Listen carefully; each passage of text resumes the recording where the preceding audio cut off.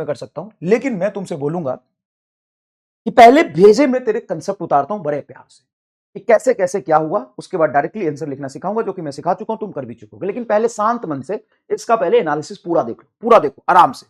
मुझे निकालना है find acceleration of system, acceleration of system, system and tension in string, tension in string. अब screen pause करो, इस सवाल को करो, पहले से कर चुके हैं थे कोई बात नहीं, तब देखो डायरेक्ट, अगर नहीं किए थे तो स्क्रीन पॉज करके करो। अब देखो यहां पर ये 10 केजी का ऑब्जेक्ट है, इस पर नीचे ग्रेविटेशनल फोर्स लगेगा mg, जो कि होगा 100 न्यूटन। यस और नो? हाँ सर। इस कांटेक्ट पे बैठ के छाता स्ट्रिंग की तरफ खोलोगे, छाता ऊपर जाएगा, मतलब टेंशन ऊपर लग रहा है। यहां पे बैठ के छाता खोलोगे, छाता आगे जाएगा, मतलब टेंशन आगे लग रहा है। सर बिल्कुल सही बात है। अब बताओ, सेम ही रस्सी से बंधा है, अगर मान लिया कि ए एक्सीलरेशन से नीचे जा रहा है तो क्या ये से आगे जाएगा? सर ये पीछे क्यों नहीं जा सकता? पीछे कौन खींच रहा है? सर mg तो नीचे लग रहा है इसका, और जितना mg इस पर नीचे लगेगा, टेबल का नॉर्मल ऊपर लग के इस पर बैलेंस कर लेगा। नॉर्मल बराबर आप डायरेक्टली mg लिख सकते हैं। n बराबर होगा मास 5, g की वैल्यू 10, 50 न्यूटन। n से n काट मत देगा, तो 50 बराबर 0 आ गया, तो n से n काट क्यों रहे हो?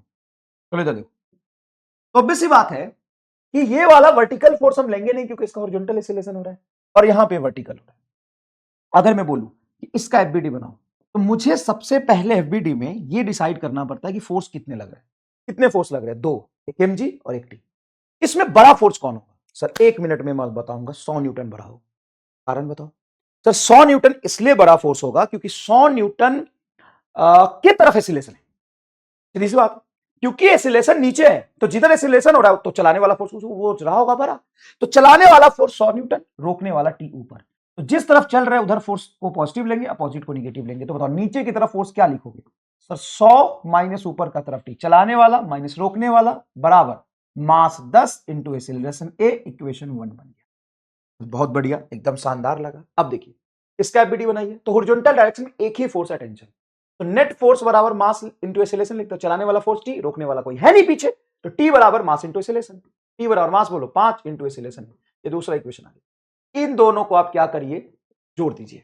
तो जैसे इन दोनों को जोड़ेंगे, बड़े प्यार से देखिए, माइनस टी से प्लस टी कट जाएगा, ये आएगा 100 बराबर 10a 5a, तो ये हो जाएगा आपका 15a। तो a बराबर आ गया 100/15 मीटर पर सेकेंड स्क्वायर। कोई दिक्कत नहीं सर। अब हमें चाहिए टेंशन। टेंशन निकालने के लिए क्या करोगे?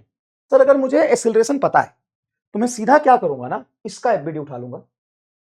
टेंशन बराबर मास इंटू एक्सीलरेशन, एक्सीलरेशन निकाल लिया है। और ये रखना, ये second equation, using second equation, using second equation, using second equation, second equation use कर गुरु। और एक्सीलरेशन टेंशन बराबर 5 इंटू ए था, तो 5a की वैल्यू रख दे 100/15, ये कट क्या जाएगा 300/3 न्यूटन, आंसर आ गया। अच्छा एक बात बता गुरु, अगर यहां पे तुम इस सवाल में पूछता कि रस्सी में टेंशन बताओ और कुछ नहीं पूछता, तो कैसे करते? तो रस्सी में टेंशन, तो फिर सीधा इक्वेशन ये यूज करते, तो सीधा इक्वेशन यूज करते, टी बराबर मास इंटू एक्सीलरेशन। इसमें टी और ए दोनों अननोन था। हाँ सर जी, ये तो गड़बड़ा गया। तो मुझे इस सवाल का जवाब कमेंट करके सभी लोग बताएंगे कि इसमें डायरेक्ट अगर सिर्फ तुमसे टेंशन पूछता डायरेक्ट तो क्या करते? डायरेक्ट इसमें टेंशन पूछता तो क्या करते? बताइए, डायरेक्ट अगर टेंशन पूछता तो क्या करते? तो अगर डायरेक्ट टेंशन पूछेगा तो पहले एक्सीलरेशन निकालना ही पड़ेगा, क्योंकि जब तक आपको एक्सीलरेशन पता नहीं होगा तब तक आप टेंशन नहीं निकाल पाएंगे। तो अगर टेंशन पूछे डायरेक्ट तो पहले एक्सीलरेशन निकाल लो, फिर एफबीडी बना के उस इक्वेशन में टेंशन की वैल्यू निकालो एक्सीलरेशन पुट करके।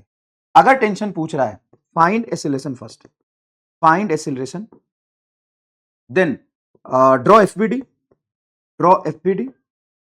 put value of acceleration, put value of acceleration, value of acceleration and find tension। समझ गए कहानी क्या करना है? ये तो ऑब्वियस सी बात है कि अगर आपसे टेंशन पूछ रहा है तो पहले आपको एक्सीलरेशन निकालना ही पड़ेगा, ठीक है। अब अच्छा, इसमें एक चीज तो पढ़ाई नहीं तुम्हें, क्या नहीं पढ़ा है इसमें? अगर मैं डायरेक्ट निकालना चाहूं तो डायरेक्ट भी एक्सीलरेशन निकाल सकता था मैं, तो सर कैसे? सर सिस्टम का एक्सीलरेशन हो जाता है डायरेक्ट, इस पूरे सिस्टम को चलाने वाला फोर्स कौन है?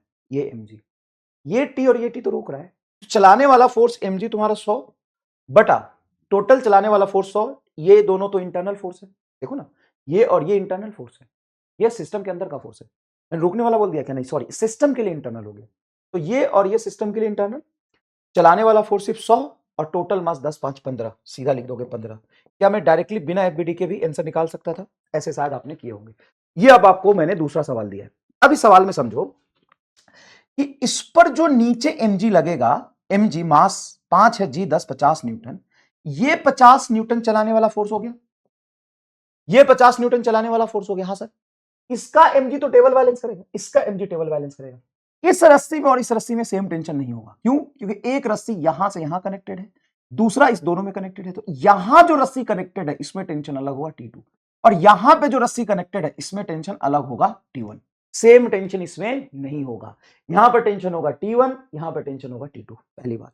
लेकिन जब पूरे सिस्टम का एफबीडी बनाओगे तो नेट चलाने वाला फोर्स mg ही आएगा, क्योंकि ये इन दोनों के बीच इंटरनल, ये इन दोनों के बीच इंटरनल।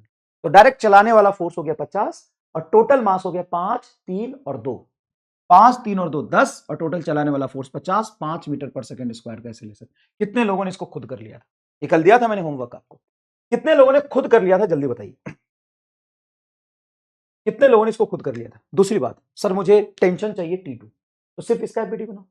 इसका एफबीडी बनाओगे और मान लो कि आगे ए से चल रहा है, जो एक्सीलरेशन तुमने निकाल लिया, तो T2 बराबर मास इंटू एक्सीलरेशन। T2 को बोलोगे 2 इंटू ए, बोलो ये 2 kg का एफबीडी बनाओगे, 2 kg में आगे T2 लग रहा है, T2 बराबर क्या हो जाएगा सर? T2 फोर्स बराबर मास इंटू एक्सीलरेशन, मास 2 kg और एक्सीलरेशन 5, 10 न्यूटन आ गया सर। अब मुझे T1 निकालना है, तो T1 निकालने के लिए इसका एफबीडी बनाओ। बोलो, अगर ये पूरा सिस्टम नीचे ए से जा रहा है तो ये फोर्स ज्यादा होगा, 50 माइनस T1 बराबर मास इंटू एक्सीलरेशन। देखो नीचे 50 ऊपर T1, कैसे क्या लिखोगे बताओ? तो 50 नीचे चलाने वाला फोर्स, रोकने वाला फोर्स T1 बराबर मास 5 इंटू एक्सीलरेशन इसकी ए की वैल्यू रख दो 5, निकाल लिया पूरे सिस्टम का 5, आपने 5 रख दीजिए, तो इधर आ गया 25 और ये आ गया 50 माइनस T1। तो माइनस T1 को उधर ले जाएंगे तो ये आ जाएगा प्लस T1, 50 में से 25 जाएगा, आपका बचेगा 25 न्यूटन। बोलो भैया, समझ में आया? बुझाया? अच्छे से क्लियर हुआ चीजें? हाँ सर, एकदम धुआंधार है। अब देखना सवाल की वैरायटी मैंने कैसे बनाई है। पहले मैंने 2 यहां रखे थे, पहले एक यहां रखे, एक नीचे रखे। उसके बाद मैंने क्या किया? उसके बाद 2 ऊपर रखा, एक नीचे रखा। उसके बाद भाई इतने लॉन्ग टर्म कोर्स में कहां पढ़ाते बता। अब देख सवाल का वेरिएशन क्या है, 2 लटका दिया, एक ऊपर। स्क्रीन पॉज करके खुद अटेम्प्ट करो। ये सारे मैंने तुमको होमवर्क में दिया था और मुझे भरोसा है कि तुमने किया होगा। मैं फिर से एकदम बेसिक से डिस्कस इसलिए कर रहा हूं कि थोड़ा समय हो सकता है ना मिला हो तुम्हें। अभी कर लो, साथ साथ कर लो, कोई प्रॉब्लम नहीं, करो। स्क्रीन पॉज करके करो। अब सुना दो, सुनो, देखो यहां पे जो ललका रस्सी है उसमें यहां टेंशन T1, तो इसमें टेंशन T1 नीचे अलग टेंशन होगा।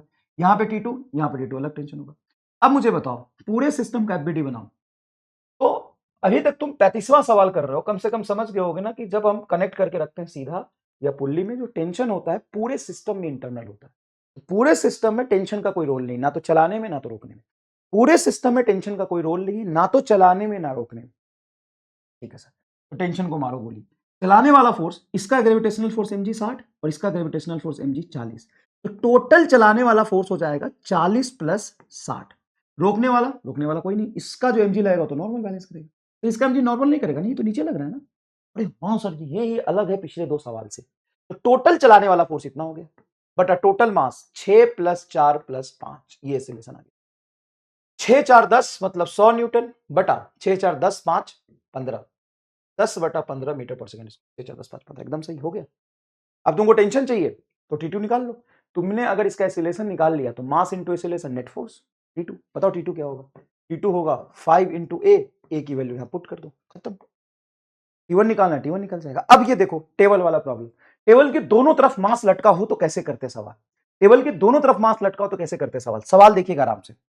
ये 5 kg, ये 10 kg और ये 3 kg। आराम से सबसे पहले ये समझिए। अच्छा, तुम कहीं कंफ्यूज ना हो, जिसको रस्सी ना मान लो यार। ये ऐसे लटका हुआ है, ये ऐसे लटका हुआ है बेटा, ये सब होमवर्क था, ये सब होमवर्क था।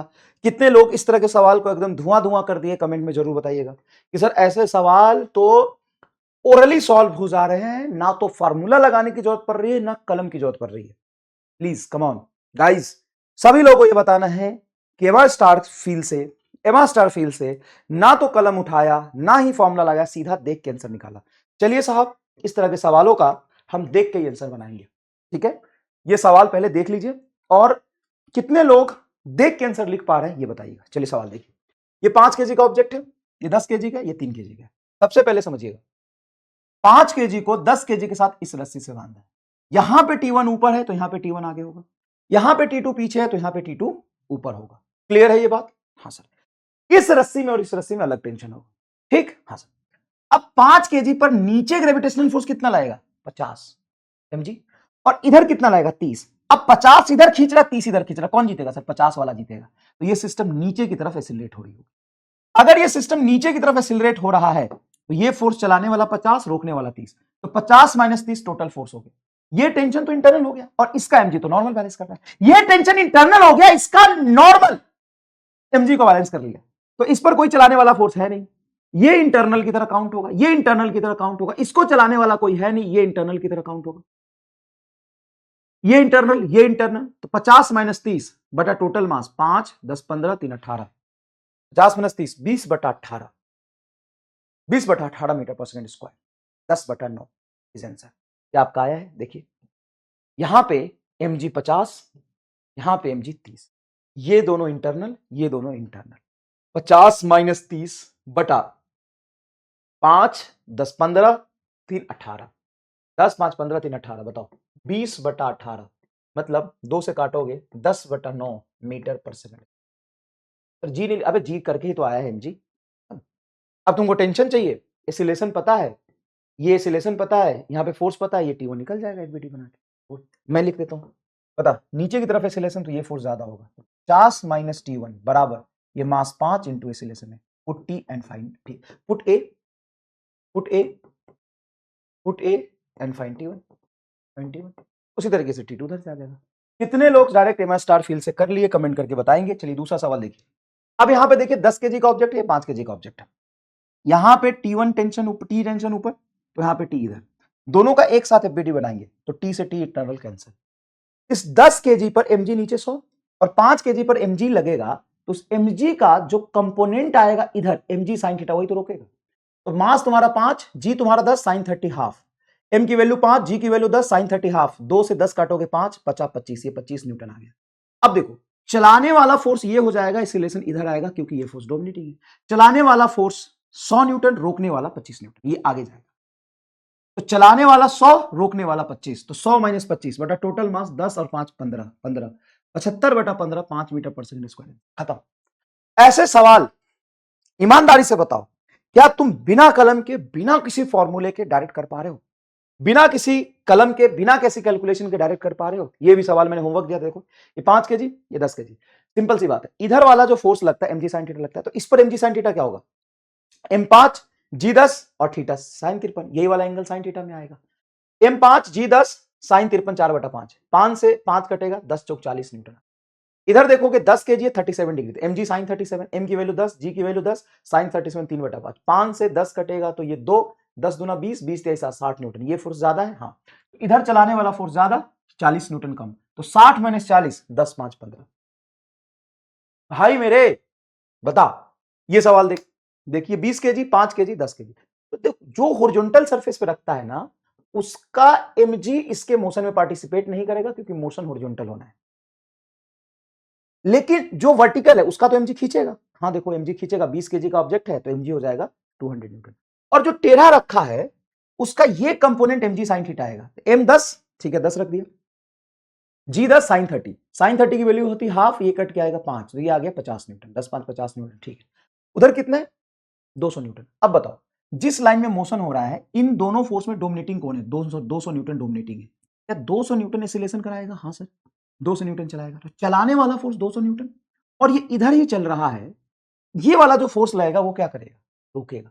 तो एक्सीलरेशन क्या लिखोगे? चलाने वाला फोर्स 200, रोकने वाला 50 बटा टोटल मास 20, 5 और 10, 20, 5 और 10, बताओ क्या होगा? 30, 5, 35, तो 150 बटा 35 मीटर पर सेकेंड स्क्वायर। अब ये सवाल मैंने लिखा तुम्हारा, ये क्या है गुरुजी? देख क्या है, अरे तो बहुत ब्लंडर चीज है। हाँ अब इस सवाल को हमें करना है, पहले सवाल देख ले आराम से। क्या है?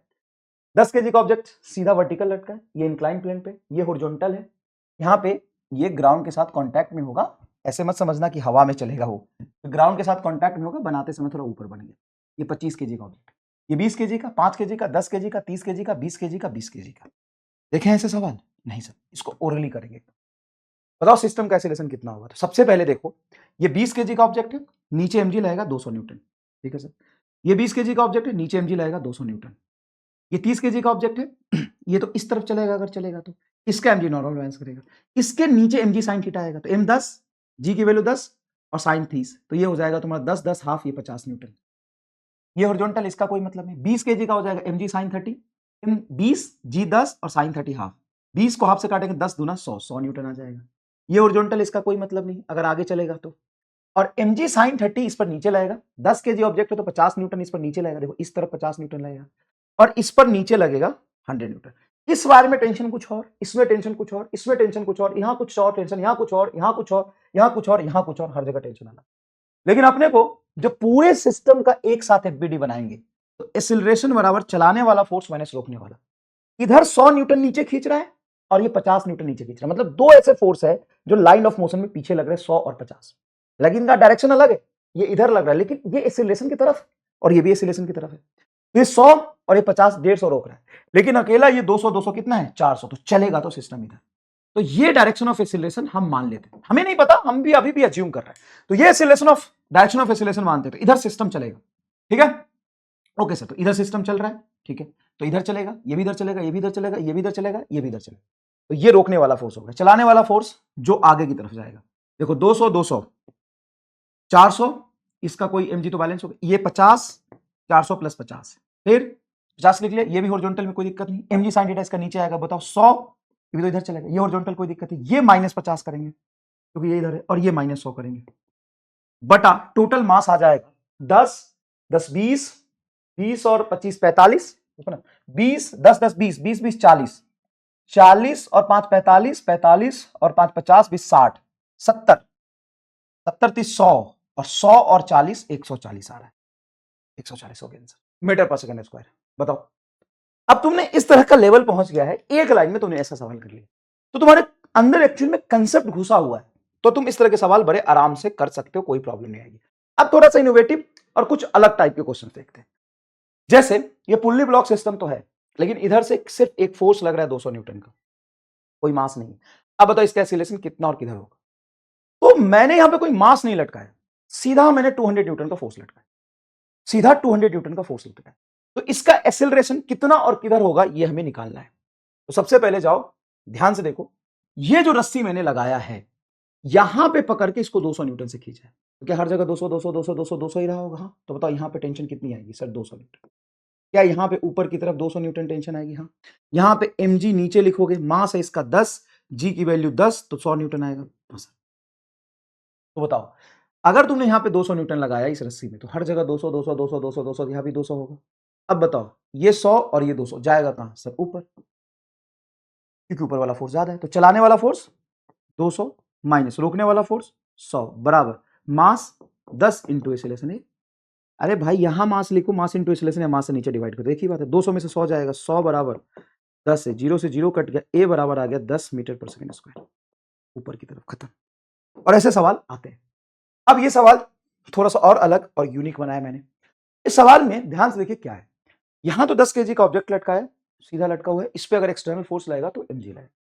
ये रस्सी लगाई यहां पर, ये रस्सी से कनेक्टेड 6 केजी, फिर इससे कनेक्टेड 4 केजी, और यहां पे पीछे की तरफ 50 न्यूटन का फोर्स लगा। बताओ सिस्टम में एक्सीलरेशन कितना प्रोड्यूस होगा और एक्सीलरेशन का डायरेक्शन किधर होगा? सर ये कहां से फोर्स है? ये मैंने लगाया एक्सटर्नल, यहां पे 50 न्यूटन, इसको पकड़ के इधर खींचा है। अच्छा, तो सर आगे नहीं गिरेगा? वो तो डिपेंड करता है। बताओ यहां पे क्या ग्रेविटेशनल फोर्स, इसका mg नीचे 100 न्यूटन आएगा? सर 100 न्यूटन आएगा।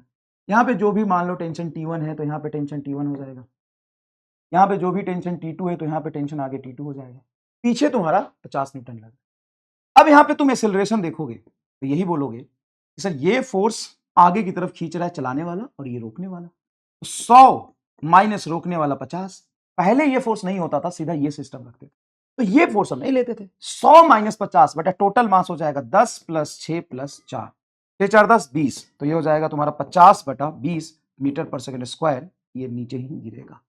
बोलो समझ में आया? ये चीज समझ में आया? चलिए नेक्स्ट देखते हैं। ये देखिए 6 केजी का ऑब्जेक्ट है, 4 केजी का ऑब्जेक्ट है, इसको मैंने लिफ्ट में रख दिया, ठीक है, और ये लिफ्ट भाई साहब ऊपर की तरफ एक्सीलरेशन हो रहा है 4 मीटर पर सेकंड स्क्वायर से। Then find contact force between 6 KG and 4 KG. 6 KG and 4 KG के बीच में कितना नॉर्मल लग रहा हो वो निकालना है। तुम ग्राउंड से बैठ के देख रहे हो, लिफ्ट में अभी नहीं बैठ सकते। सर काहे, पैसा लगता है क्या लिफ्ट में बैठने का? वो स्यूडो फोर्स में अभी अभी समझाऊंगा, तो लिफ्ट में बैठ के करना। अभी बाहर से ग्राउंड से तुम देख रहे हो, तो ग्राउंड से तुम क्या देख रहे हो? लिफ्ट है, लिफ्ट में 4 kg का ऑब्जेक्ट रखा है, 6 kg का ऑब्जेक्ट रखा है, पूरा लिफ्ट ऊपर जा रहा है 4 मीटर पर सेकंड स्क्वायर। तो मुझे बताओ 4 kg का ऑब्जेक्ट 6 kg पर कितना फोर्स लगा रहा होगा? बस इतनी सी तुम्हें कंसेप्ट लगा के आंसर निकालना है। स्क्रीन पॉज करो, 6 kg का एफबीडी बनाओ। 6 kg को देखो कि 6 kg पे टोटल नंबर ऑफ फोर्स कितने लग रहे हैं। 6 kg पर एक mg लग रहा होगा, और 4 kg की वजह से 6 kg पर नॉर्मल लगेगा कि कॉन्टैक्ट के परपेंडिकुलर 2 लाइन खींचोगे, ऊपर वाले के ऊपर, नीचे वाले पे। ठीक है, एफबीडी बना के सवाल को करो, अभी के अभी एफबीडी बना के सवाल को करो। चलिए, तो आपने किया इस सवाल को, कैसे अटेम्प्ट किया जल्दी बताइए। तो आपने अटेम्प्ट किया होगा कि बड़े प्यार से ग्राउंड पे बैठ के इसको देखो। अगर तुम सिर्फ 6 kg को देखो, आराम से 6 kg को आराम से देखो, तो मुझे बताओ 6 kg पर, उस पर mg की वजह से लगने वाला, मतलब मास की वजह से लगने वाला ग्रेविटेशनल फोर्स नीचे हो कहां? तो ग्रेविटेशनल फोर्स नीचे, तो इसको ऊपर कौन ले जा रहा है? सर कहां ऊपर जा रहा है? ऊपर जा रहा है ना, ये लिफ्ट के अंदर ये सिस्टम रखा हुआ है, लिफ्ट ऊपर जा रही है, तो ये 4 kg का ऑब्जेक्ट 6 kg पे ऊपर ही तो नॉर्मल लगा रहा है। हाँ, और ये लिफ्ट के साथ ऊपर की तरफ मुझे एसिलेशन से, जिसकी वैल्यू 4 मीटर पर सेकेंड स्क्वायर जाता हुआ दिख रहा है।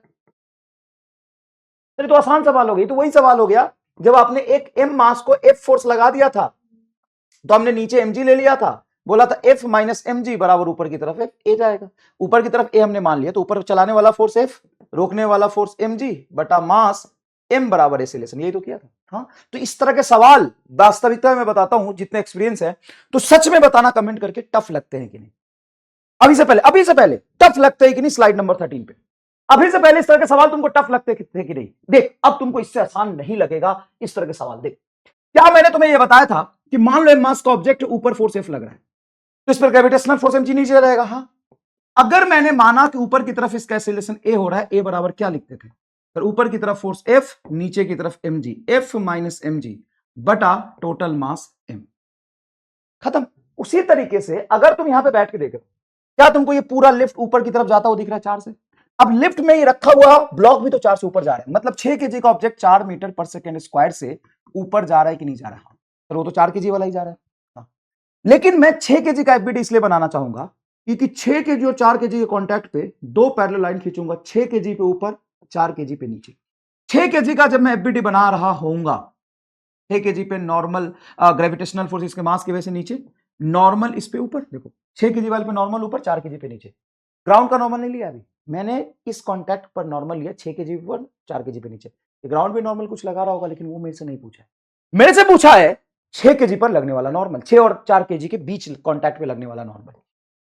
अगर ये लिफ्ट में रखा हुआ ऑब्जेक्ट लिफ्ट के साथ ऊपर जा रहा है 4 मीटर पर सेकेंड स्क्वायर से, तो ऊपर वाला फोर्स n माइनस रोकने वाला फोर्स mg बराबर मास इंटू एसिलेशन।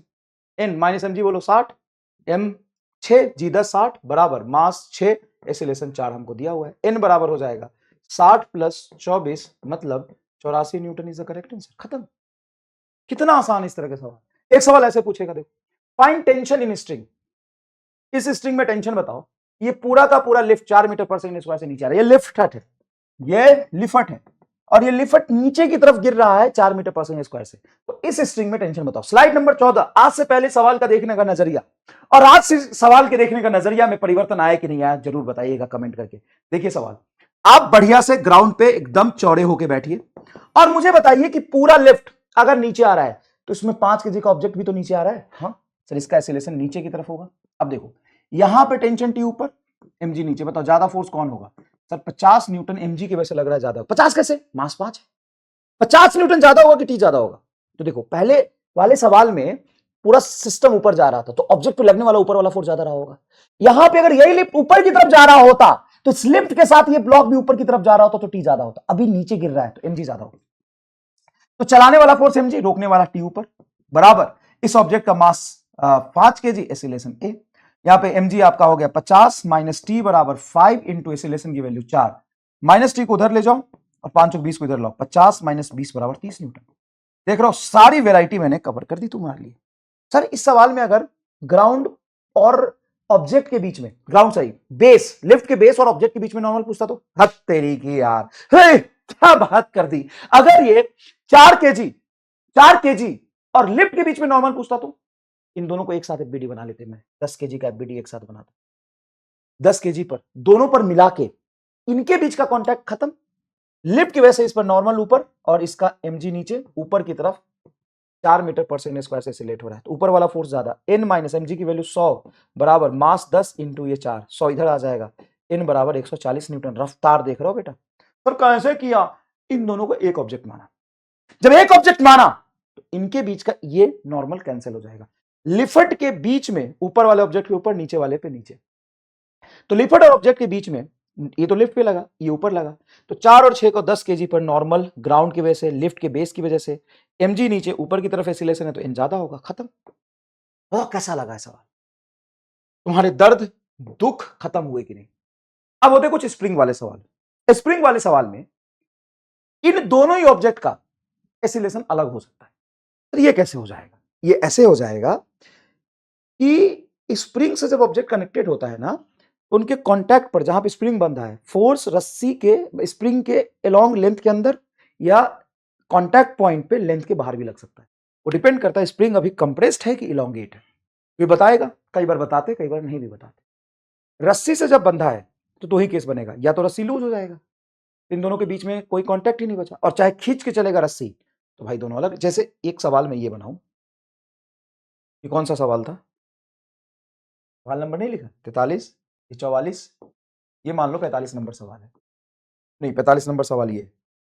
अगर मैं ये सवाल बनाऊं, ध्यान से देखना, यहां पे मैंने एक ऑब्जेक्ट रख दिया 6 केजी का, इसको मैंने रस्सी से कनेक्ट कर दिया, और यहां पे ऑब्जेक्ट रख दिया 4 केजी का, और यहां पे मैंने फोर्स लगाया F, ठीक है? तो तुम क्या कहोगे कि एक्सीलरेशन जो सिस्टम का होगा, नेट अप्लाइड फोर्स F बटा 6 4 10, यही आएगा मीटर पर सेकंड स्क्वायर, जो भी F होगा उसके करस्पॉन्डिंग। अगर इसी सवाल में यही तुम्हारा 6 केजी का ऑब्जेक्ट है, रस्सी से कनेक्टेड है, 4 केजी का ऑब्जेक्ट है, मैंने इधर एफ लगा दिया, अब बताओ इसका एक्सीलरेशन क्या होगा? तुरंत बोलोगे एक्सीलरेशन सर इसका होगा A, that is equal to F बटा 4, ये रेस्ट में रहेगा, क्यों? रस्सी से बंधा तो है, तुम इधर मारोगे तो जब इधर जाएगा तो रस्सी लूज पड़ जाएगा ना, अरे हाँ, तो या तो आगे खींचोगे तो दोनों साथ साथ चलेगा, इसको अंदर मार दोगे तो अंदर की तरफ एक्सीलरेशन नहीं हो पाएगा ना, अरे हाँ सर जी सही बोले हो। तो इस रस्सी से क्या होता है कि जब चलेगा तो दोनों साथ में सेम एक्सीलरेशन चलेगा, और नहीं तो एक चलेगा दूसरा नहीं चलेगा, लेकिन वो वाले सवाल नहीं पूछते, स्कैम हो जाता है। तो दोनों रस्सी से बंधे होंगे और दोनों साथ चल रहे होंगे, तो इसमें आपकी पीएचडी है।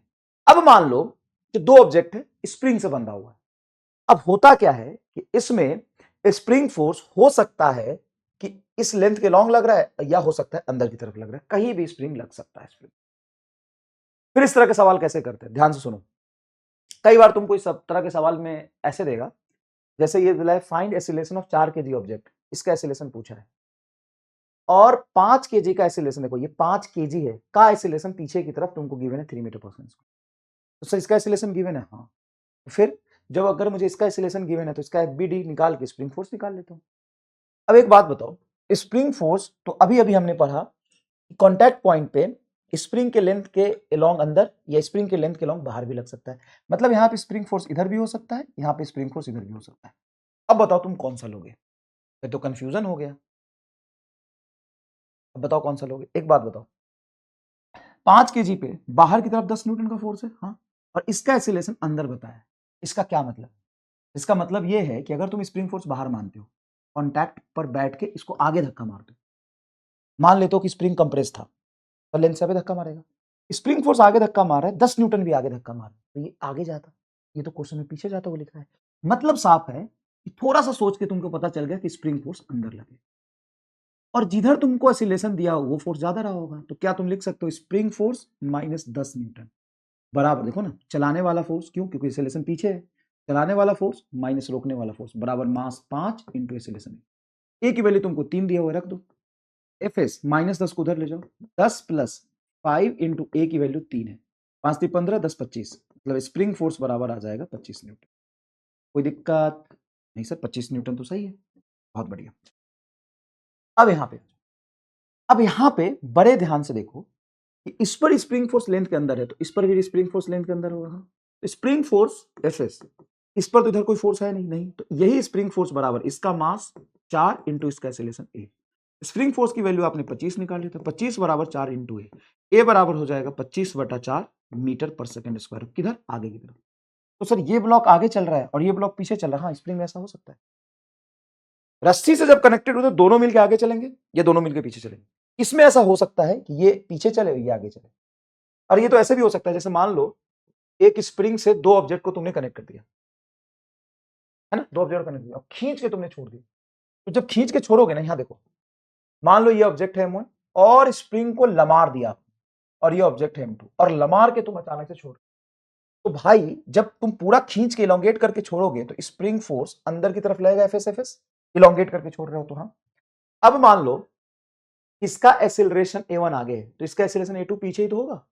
अब बताओ, अब इस FS को तुम लिखोगे मास M1 इंटू एक्सेलरेशन A1, यहां पे FS को लिखोगे मास M2 एक्सेलरेशन A2। दोनों की स्प्रिंग फोर्स की वैल्यू तो बराबर है, M1 A1 बराबर क्या M2 A2 आ जाएगा। दोनों की एक्सेलरेशन के बीच में रिलेशन आ गया। हाँ, डायरेक्शन अपोजिट है, ये आगे जा रहा है तो ये पीछे जा रहा है। ये भी केस लिख लो, इंपॉर्टेंट है। समझ में आया? मैंने क्या किया, खींच दिया। अब खींच के मैं छोड़ूंगा, तुम नॉर्मल से एक स्प्रिंग लो, पेन का स्प्रिंग ले लो, उसको ऐसे खींच दो दोनों तरफ से छोड़ो, तो ये अंदर भागेगा और ये अंदर भागेगा। तो ये अंदर भागेगा मतलब पीछे चल रहा है, ये अंदर भागेगा मतलब आगे चल रहा है, लेंथ के लोग अंदर भागेगा। और दोनों पे स्प्रिंग फोर्स की वैल्यू हमेशा सेम, वैल्यू सेम रहेगी, जितना स्प्रिंग फोर्स इस पे उतना इस पे, वैल्यू स्प्रिंग फोर्स की अलग अलग नहीं रहेगी। ठीक है, समझ में आया? हाँ। अब मैं तुम्हें बोलूं, ये सब इतनी करने की जरूरत ही नहीं, तुम्हें डायरेक्ट आंसर निकालना सिखाओ। सर ये तो आ तो गया, बड़ा आसान है, हम कर लेंगे। नहीं अब प्रो एमा स्टार देखो, प्रो एमा स्टार देखो क्या सिंपल सी। मैंने तुम्हें एक वो वाला सवाल कराया था, मंकी ऊपर चढ़ने वाला, हाँ सर कराया तो था। उसी क्वेश्चन में एक बार ध्यान से समझो कि क्या मैंने बोला था, टोटल एक्सटर्नल फोर्स बराबर, अगर ऑब्जेक्ट सेम मास से चल रहा है, टोटल चलाने वाला फोर्स, चलाने वाला माइनस रोकने वाला, नेट फोर्स बराबर M1 into A1 vector form में plus M2 into A2 vector. आगे वाले डायरेक्शन को हम प्लस मान लेते हैं, किसी न किसी को प्लस मानो, आगे वाले को प्लस मान लेते हैं। फोर्स आगे, टोटल सिस्टम एक्सटर्नल 10 है, दोनों को सिस्टम मान लिया हमने, तो आगे एक्सटर्नल 10 है, सर आगे 10 है, इज इक्वल टू पहला मास 5 और इसकी एक्सेलरेशन पीछे की तरफ है 3, तो लिखोगे मल्टीप्लाई -3 प्लस ये मास है आपका 4 इंटू एक्सेलरेशन ए, क्योंकि इसका एक्सेलरेशन हमें निकालना था। ये -5 इंटू 3 -15 इधर जाएगा, तो 15 10 25 बराबर 4a, ए की value 25/4 metre per second square. बोलो कैसा लगा? तेरी आंखें खुली की खुली रह गई कि नहीं रह गई? तो ये बीडी बना के करने की जरूरत ही नहीं है सर। इसका मतलब तो स्प्रिंग फोर्स कहां लगी तो देखने की जरूरत नहीं, हाँ नहीं है। सबसे बड़ा कंफ्यूजन तुमको दिक्कत इसी में आ रही थी ना कि सर स्प्रिंग फोर्स हम कैसे लगाएंगे सर, उसमें बड़ा दिक्कत है, किस पे आगे किस पे पीछे, मास्टर क्या बोल रहा है समझ ही नहीं आ रहा। ले बिना स्प्रिंग फोर्स निकाले आंसर। क्या करते थे साजना तुम हमसे दूर रह के, तन्हाई दूर करते थे गुना भाग करके। तुमको ये दिक्कत आ रही थी ना, सर इस पे स्प्रिंग फोर्स किधर, सर इस पर किधर, सर उस पर किधर, इस पर फलाना किधर, उस पर ढिमकाना किधर। ये सवाल भी ऐसे ही कर सकता है। तो सर कैसे, एक्सटर्नल फोर्स बराबर M1 A1 vector plus M2 A2 vector. बता क्या इन दोनों को सिस्टम मानो, तो सिस्टम पे एक्सटर्नल फोर्स कितना है सर 0, तो ये तो यही आ गया M1 A1 वेक्टर बराबर minus of M2 A2 vector. तो कह तो रहा था मैग्नीट्यूड दोनों का सेम होगा, डायरेक्शन अपोजिट होगा। हर मतलब स्प्रिंग वाले सवाल में अगर मुझे स्प्रिंग फोर्स बिना देखे आप डायरेक्टली आंसर निकालना सिखा रहे हो, तो सर आपके पैर छूने चाहिए, बिल्कुल छूने चाहिए। क्योंकि एज अ बायो यो आपको सबसे बड़ा दिक्कत तो स्प्रिंग फोर्स की डायरेक्शन देखने में ही आती है। इसका एक प्रो सवाल देखिए, आपको दिखाता हूं, 48 नंबर, मजा आ जाएगा। ये सवाल जेई का पूछा हुआ है। कमेंट बॉक्स में स्लाइड नंबर 16 की चर्चा होनी चाहिए। आपकी आंखें खुली की खुली रह गई कि नहीं? देखिए एक सवाल है, एक M1 मास का ऑब्जेक्ट है, स्प्रिंग से कनेक्टेड है, ये M2 मास का ऑब्जेक्ट। स्प्रिंग कांस्टेंट है कि इस पर मैंने एक्सटर्नल फोर्स F लगाया, M1 पीछे की तरफ A1 से एक्सीलरेट हो रहा है, तो ये गिवन है, A1 से पीछे की तरफ एक्सीलरेट हो रहा है, गिवन। आगे फोर्स लगाया, आगे एक्सटर्नल, ये एक्सटर्नल फोर्स इस पर कहां लगाया, आगे, लेकिन एक्सीलरेशन इसका पीछे है। Find acceleration of M2, find acceleration of M2। अब आम बच्चा कैसे करेगा, तो कुछ ना कुछ स्प्रिंग फोर्स मानेगा। किधर मानेगा? तो देखो ये पीछे गया है, जबकि ये फोर्स आगे लग रहा है, ये फोर्स आगे लग रहा है, तो भी ये पीछे गया गुरुजी। हाँ, तो काम करिए ना, क्या दोनों को एक सिस्टम मान लीजिए, तो दोनों को एक सिस्टम मान लेंगे तो स्प्रिंग फोर्स तो इंटरनल हो गया, चलाने वाला फोर्स सिस्टम में कौन है सर, यही एफ है। एफ बराबर आगे को पॉजिटिव आप लेते हैं तो माइनस m1 इंटू ए1 आएगा क्योंकि पीछे की तरफ एक्सेलरेशन है, प्लस m2 इंटू ए हमें नहीं पता तो हम ऐसे मान लें, ये इधर चला जाएगा तो f प्लस m1 ए बराबर m2 ए बराबर आएगा f प्लस m1 ए बटा m2, this is your answer. और आप गूगल कर लीजिएगा, थोड़ा सा लैंग्वेज डाल के लिखिएगा कि force is applied on m1 और m1 is moving with acceleration a backward, then find acceleration of m2। एक पेज का सॉल्यूशन आ जाएगा, एक पेज का सॉल्यूशन आ जाएगा। चलिए अब ये नीट और जेई दोनों में पूछा जाने वाला एक बहुत ही शानदार सवाल, cutting of spring, sorry cutting of string, string को हम कट करते हैं। तो देखो जो टेंशन फोर्स होता है ना वो इंपल्सिव फोर्स होता है। सर इंपल्सिव माने, इंपल्सिव माने कि रस्सी कट करते ही तुरंत से टेंशन जीरो हो जाए।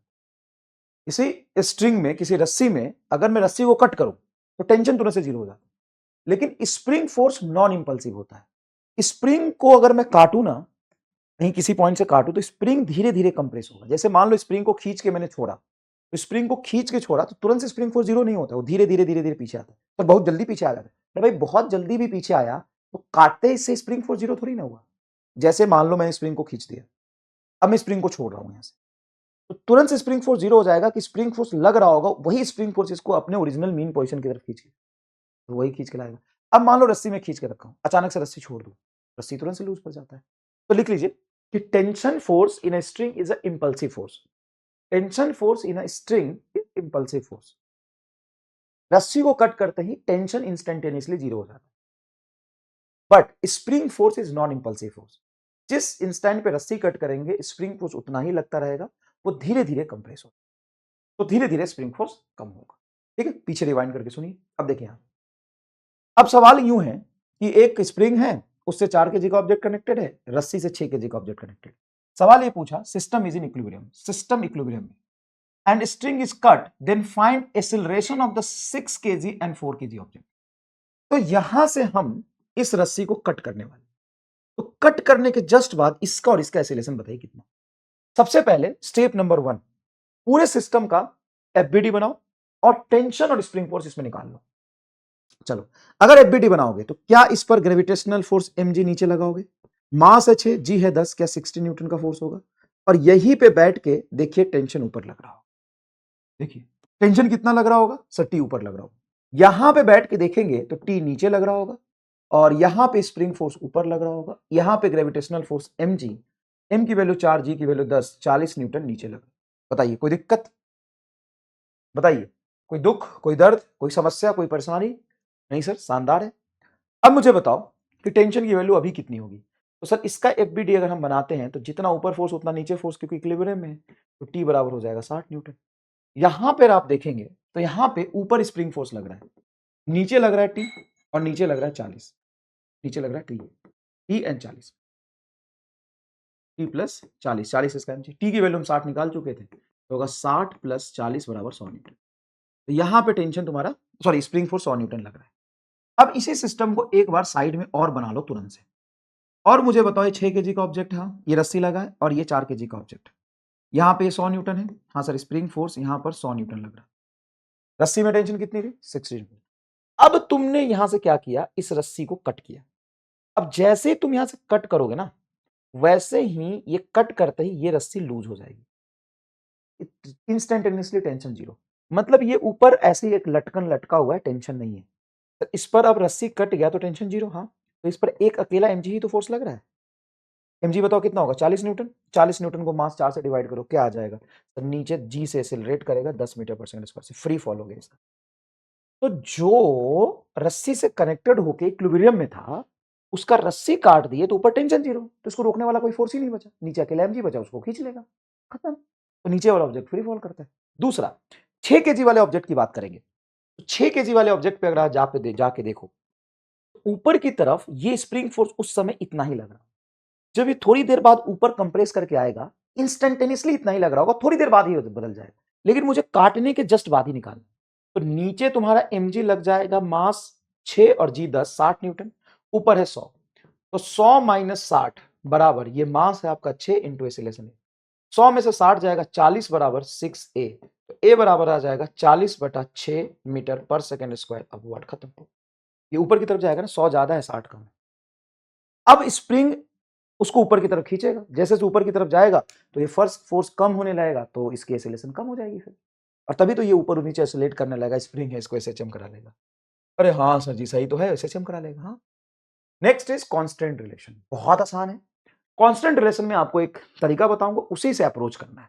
और नीट में जो सवाल पूछे जाते हैं उससे ऊपर जाके जेई में जितने सवाल पूछे गए वो सारे मैं आपको झलक दिलाऊंगा। ठीक है, चलिए सवाल देखिए। यहां पे एक ऑब्जेक्ट है 1 मास का, ठीक है, ये A2 एसिलेशन चल रहा है, सेम रस्सी से कनेक्टेड है, ये M2 मास का, ये A1 एसिलेशन चल रहा है, और इसको मैं F4 से आगे खींच रहा था। ये सिस्टम सर आप देख के पता चल रहा है दोनों एसिलेशन सेम होगा। हाँ ठीक है, देख के पता चल रहा है। मुझे बताओ, अगर मैं बात करूं तो क्या यहां पे मान लेते हैं कि टेंशन T पीछे है, उतना ही इस पर टेंशन T आगे होगा? हाँ सर उतना ही आगे होगा। अगर मैं सिर्फ M2 के बारे में सोचूं तो M2 को चलाने वाला फोर्स कौन है? F। और M2 को रोकने वाला फोर्स कौन है? M1 को चलाने वाला फोर्स कौन है? T। रोकने वाला पीछे कोई नहीं। मतलब टेंशन जितना इसमें एफर्ट चलाने का काम कर रहा है, कि उतने ही एफर्ट से उतना ही फोर्स लगा के इसको रोकने का काम कर रहा है। अब मैं टोटल एक्सीलरेशन सिस्टम पे देखता हूं तो आप तो यही कहते हो ना कि ये इंटरनल हो गया सिस्टम का। एक्सटर्नल फोर्स आपका आ गया F बटा टोटल मास, यहां लिखो चलाने वाला फोर्स बराबर मास इंटू एक्सीलरेशन। मास को आप यहां लिखोगे तो नीचे डिवाइड कर दो, इसी तरीके से करके। मतलब इस पूरे सिस्टम में एक्सीलरेशन देने का काम कौन किया है? ये चलाने वाला फोर्स। सिस्टम को एक्सीलरेशन देने का ये काम नहीं किया। अगर मैं ये पूछूं ना कि असली में जो टेंशन का काम है वो इन दोनों को जोड़ के रखने का है, जितना यहां पर इसको चलने से रोका है उतना ही इसमें चलने के लिए सपोर्ट कर दिया, तो उसका नेट इफेक्ट क्या हो गया? 0। तो सिस्टम को एक्सीलरेशन देने में, सिस्टम की अगर बात करूं, एक्सटर्नल फोर्स का योगदान है, टेंशन का योगदान 0। हाँ सर ये समझ में आता है। अगर सिस्टम को एक्सिलरेट किया है एक्सटर्नल फोर्स ने तो एक्सिलरेशन से वेलोसिटी मिलेगी। हाँ, और वेलोसिटी से मिलती है काइनेटिक एनर्जी, और काइनेटिक एनर्जी अगर चेंज हुआ, मतलब एक्सिलरेशन है तो स्पीड चेंज होगा, स्पीड चेंज होगा तो काइनेटिक नहीं चेंज होगा। तो काइनेटिक एनर्जी चेंज करने का, पूरे सिस्टम का काइनेटिक एनर्जी चेंज करने का रिस्पांसिबिलिटी किसने लिया है? उसमें टेंशन भी पार्टिसिपेट करेगा कि एफ करेगा? बताओ। पूरे सिस्टम को चलाने का काम एफ कर रहा है, तो पूरे सिस्टम को काइनेटिक एनर्जी देने का काम एफ कर रहा है। मतलब पूरे सिस्टम पे अगर वर्क डन अगर किसी ने किया है तो एफ किया है, पूरे सिस्टम पे इसका वर्क 0 होगा। और वर्क माने वर्क होता है फोर्स इंटू डिस्प्लेसमेंट। वैसे भी देखो, अगर ये पूरा सिस्टम एक्स डिस्टेंस आगे चला है तो अगर मैं total work done by tension देखूं ऑन सिस्टम, तो मुझे बताओ कि ये पॉइंट आगे गया है क्योंकि M2 आगे गया एक्स डिस्टेंस, तो इस पर टेंशन कैसा हो जाएगा? सर ये T पीछे और एक्स आगे, तो निगेटिव वर्क आ जाएगा। देखो ना भाई, फोर्स आगे डिस्प्लेसमेंट पीछे, तो निगेटिव वर्क। ये वर्क में पढ़ाऊंगा मैं। इस पर टेंशन आ गया और एक्स भी आ गया, तो इस पर पॉजिटिव वर्क प्लस TX बराबर क्या ये 0 आएगा? सर ये तो सही कहा मास्टर, 0 आएगा। ये तो शानदार बताया यार मास्टर आपने, माइनस TX प्लस TX से तो 0 आ जाएगा। एकदम सही है। तो मतलब total work done by tension system पे 0 होता है। हाँ, अब अगर मैं जनरल टर्म लिख दूं ऐसे ही, total work done by system T1 into x1 plus T2 into x2 बराबर 0। अगर मैं इसी को डिफ्रेंशिएट करूं तो क्या ये मैं लिख सकता हूं T1 into V1 plus T2 into V2 बराबर 0, और ये डॉट प्रोडक्ट हो रहा है। वर्क डन में क्या होता है? डॉट प्रोडक्ट की वजह से तो माइनस आया है। तो ये मैंने प्रूव किया वर्क डन 0। अब मैं उसी रिजल्ट को यूज कर रहा हूं। मान लो यहाँ पे टेंशन अलग अलग होता, दोनों की डिस्प्लेसमेंट अलग अलग होती, तो टोटल अगर 3 ऑब्जेक्ट है तो 3 टेंशन लग रहा हो, 4 है तो 4 लग रहा होगा। क्या मैं लिख सकता हूँ T1 x1 plus T2 x2 बराबर 0? हाँ, T1 V1 plus T2 V2 बराबर 0। क्या मैं लिख सकता हूँ T1, इसको डिफरेंशिएट करूंगा तो A1। तो किसी भी ऑब्जेक्ट पर लगने वाला टेंशन और उसके एक्सीलरेशन का डॉट प्रोडक्ट प्लस दूसरे ऑब्जेक्ट पे लगने वाला टेंशन उसके एक्सीलरेशन का डॉट प्रोडक्ट बराबर 0 होता है। कुछ नहीं किया, ये एक वर्क डन 0 करके रिलेशन निकाला और इसका डिफरेंशिएट करके रिलेशन। अब तुमको क्या करना है बेटा, ध्यान से सुनना। तुमको क्या करना है, ये एक्सप्रेशन याद रखना कि अगर मान लो सिस्टम में 2 या 3 या 4 या 5 जितने भी ऑब्जेक्ट है, सारे ऑब्जेक्ट पर लगने वाला टेंशन और एक्सीलरेशन का डॉट प्रोडक्ट का सम 0 आएगा। बस तुमको ये समझना है। अब चलो यहां सवाल करा। मान लो इसका एक्सीलरेशन है, इसको A2 मान लो, इसको A1 मान लो, M2 है ना इसलिए। अब मान लो इसका हमें टेंशन इंटू एक्सीलरेशन का डॉट प्रोडक्ट 0 करना है, T इंटू A का डॉट प्रोडक्ट 0 करना है। तुमको ये समझना है, ठीक है? अगर ये समझ में नहीं आया तो वर्क में समझाऊंगा, इसका यूज देख लो। मुझे बताओ इस पे एक्सीलरेशन कितना लग रहा है? सर आगे A2 और टेंशन सर पीछे T, तो क्या ये निगेटिव आएगा? क्योंकि एक्सीलरेशन आगे टेंशन पीछे, अपोजिट डायरेक्शन हो तो माइनस आ जाए। तो A2 इंटू टी नेगेटिव। अब यहां बोलो तो टी आगे है, हाँ टी आगे है और इसे लेसन A1 आगे है, तो ये पॉजिटिव आगे इज इक्वल टू 0 लिखोगे। हाँ माइनस A2 टी को उधर ले जाओ, तो टी इंटू A1 बराबर A2 इंटू टी से टी कट गया, A1 बराबर A2। तभी तो तुम कहते हो दोनों साथ चल, तभी तो तुम कहते हो कि दोनों क्या चल रहे हैं, साथ चल रहे हैं, तभी तो तुम कहते हो दोनों साथ चल रहे हैं। 49 नंबर क्वेश्चन था, ये 50 नंबर, तभी तो कहते हो कि दोनों साथ चल रहे हैं। कोई दिक्कत नहीं सर। अब यहां समझो, ये तुम्हारा नीट में आने वाला सवाल है, हो गया 50 से बाद 51 होगा। हाँ देखो, मान लो कि M1 मास का ऑब्जेक्ट है, इस रस्सी से ऐसे कनेक्टेड है, ऐसे गया है, ये M2 का ऑब्जेक्ट है। ये मान लो A2 एक्सीलरेशन से नीचे चल रहा है, ये A1 एक्सीलरेशन से आगे चल रहा है, इन दोनों में एक्सीलरेशन का रिलेशन बताओ। अगर मुझे इन दोनों में एक्सीलरेशन का रिलेशन लिखना है, मैं क्या करूंगा सर, दोनों ही ऑब्जेक्ट पर लगने वाला टेंशन इंटू एक्सीलरेशन का डॉट प्रोडक्ट का सम 0 कर दो।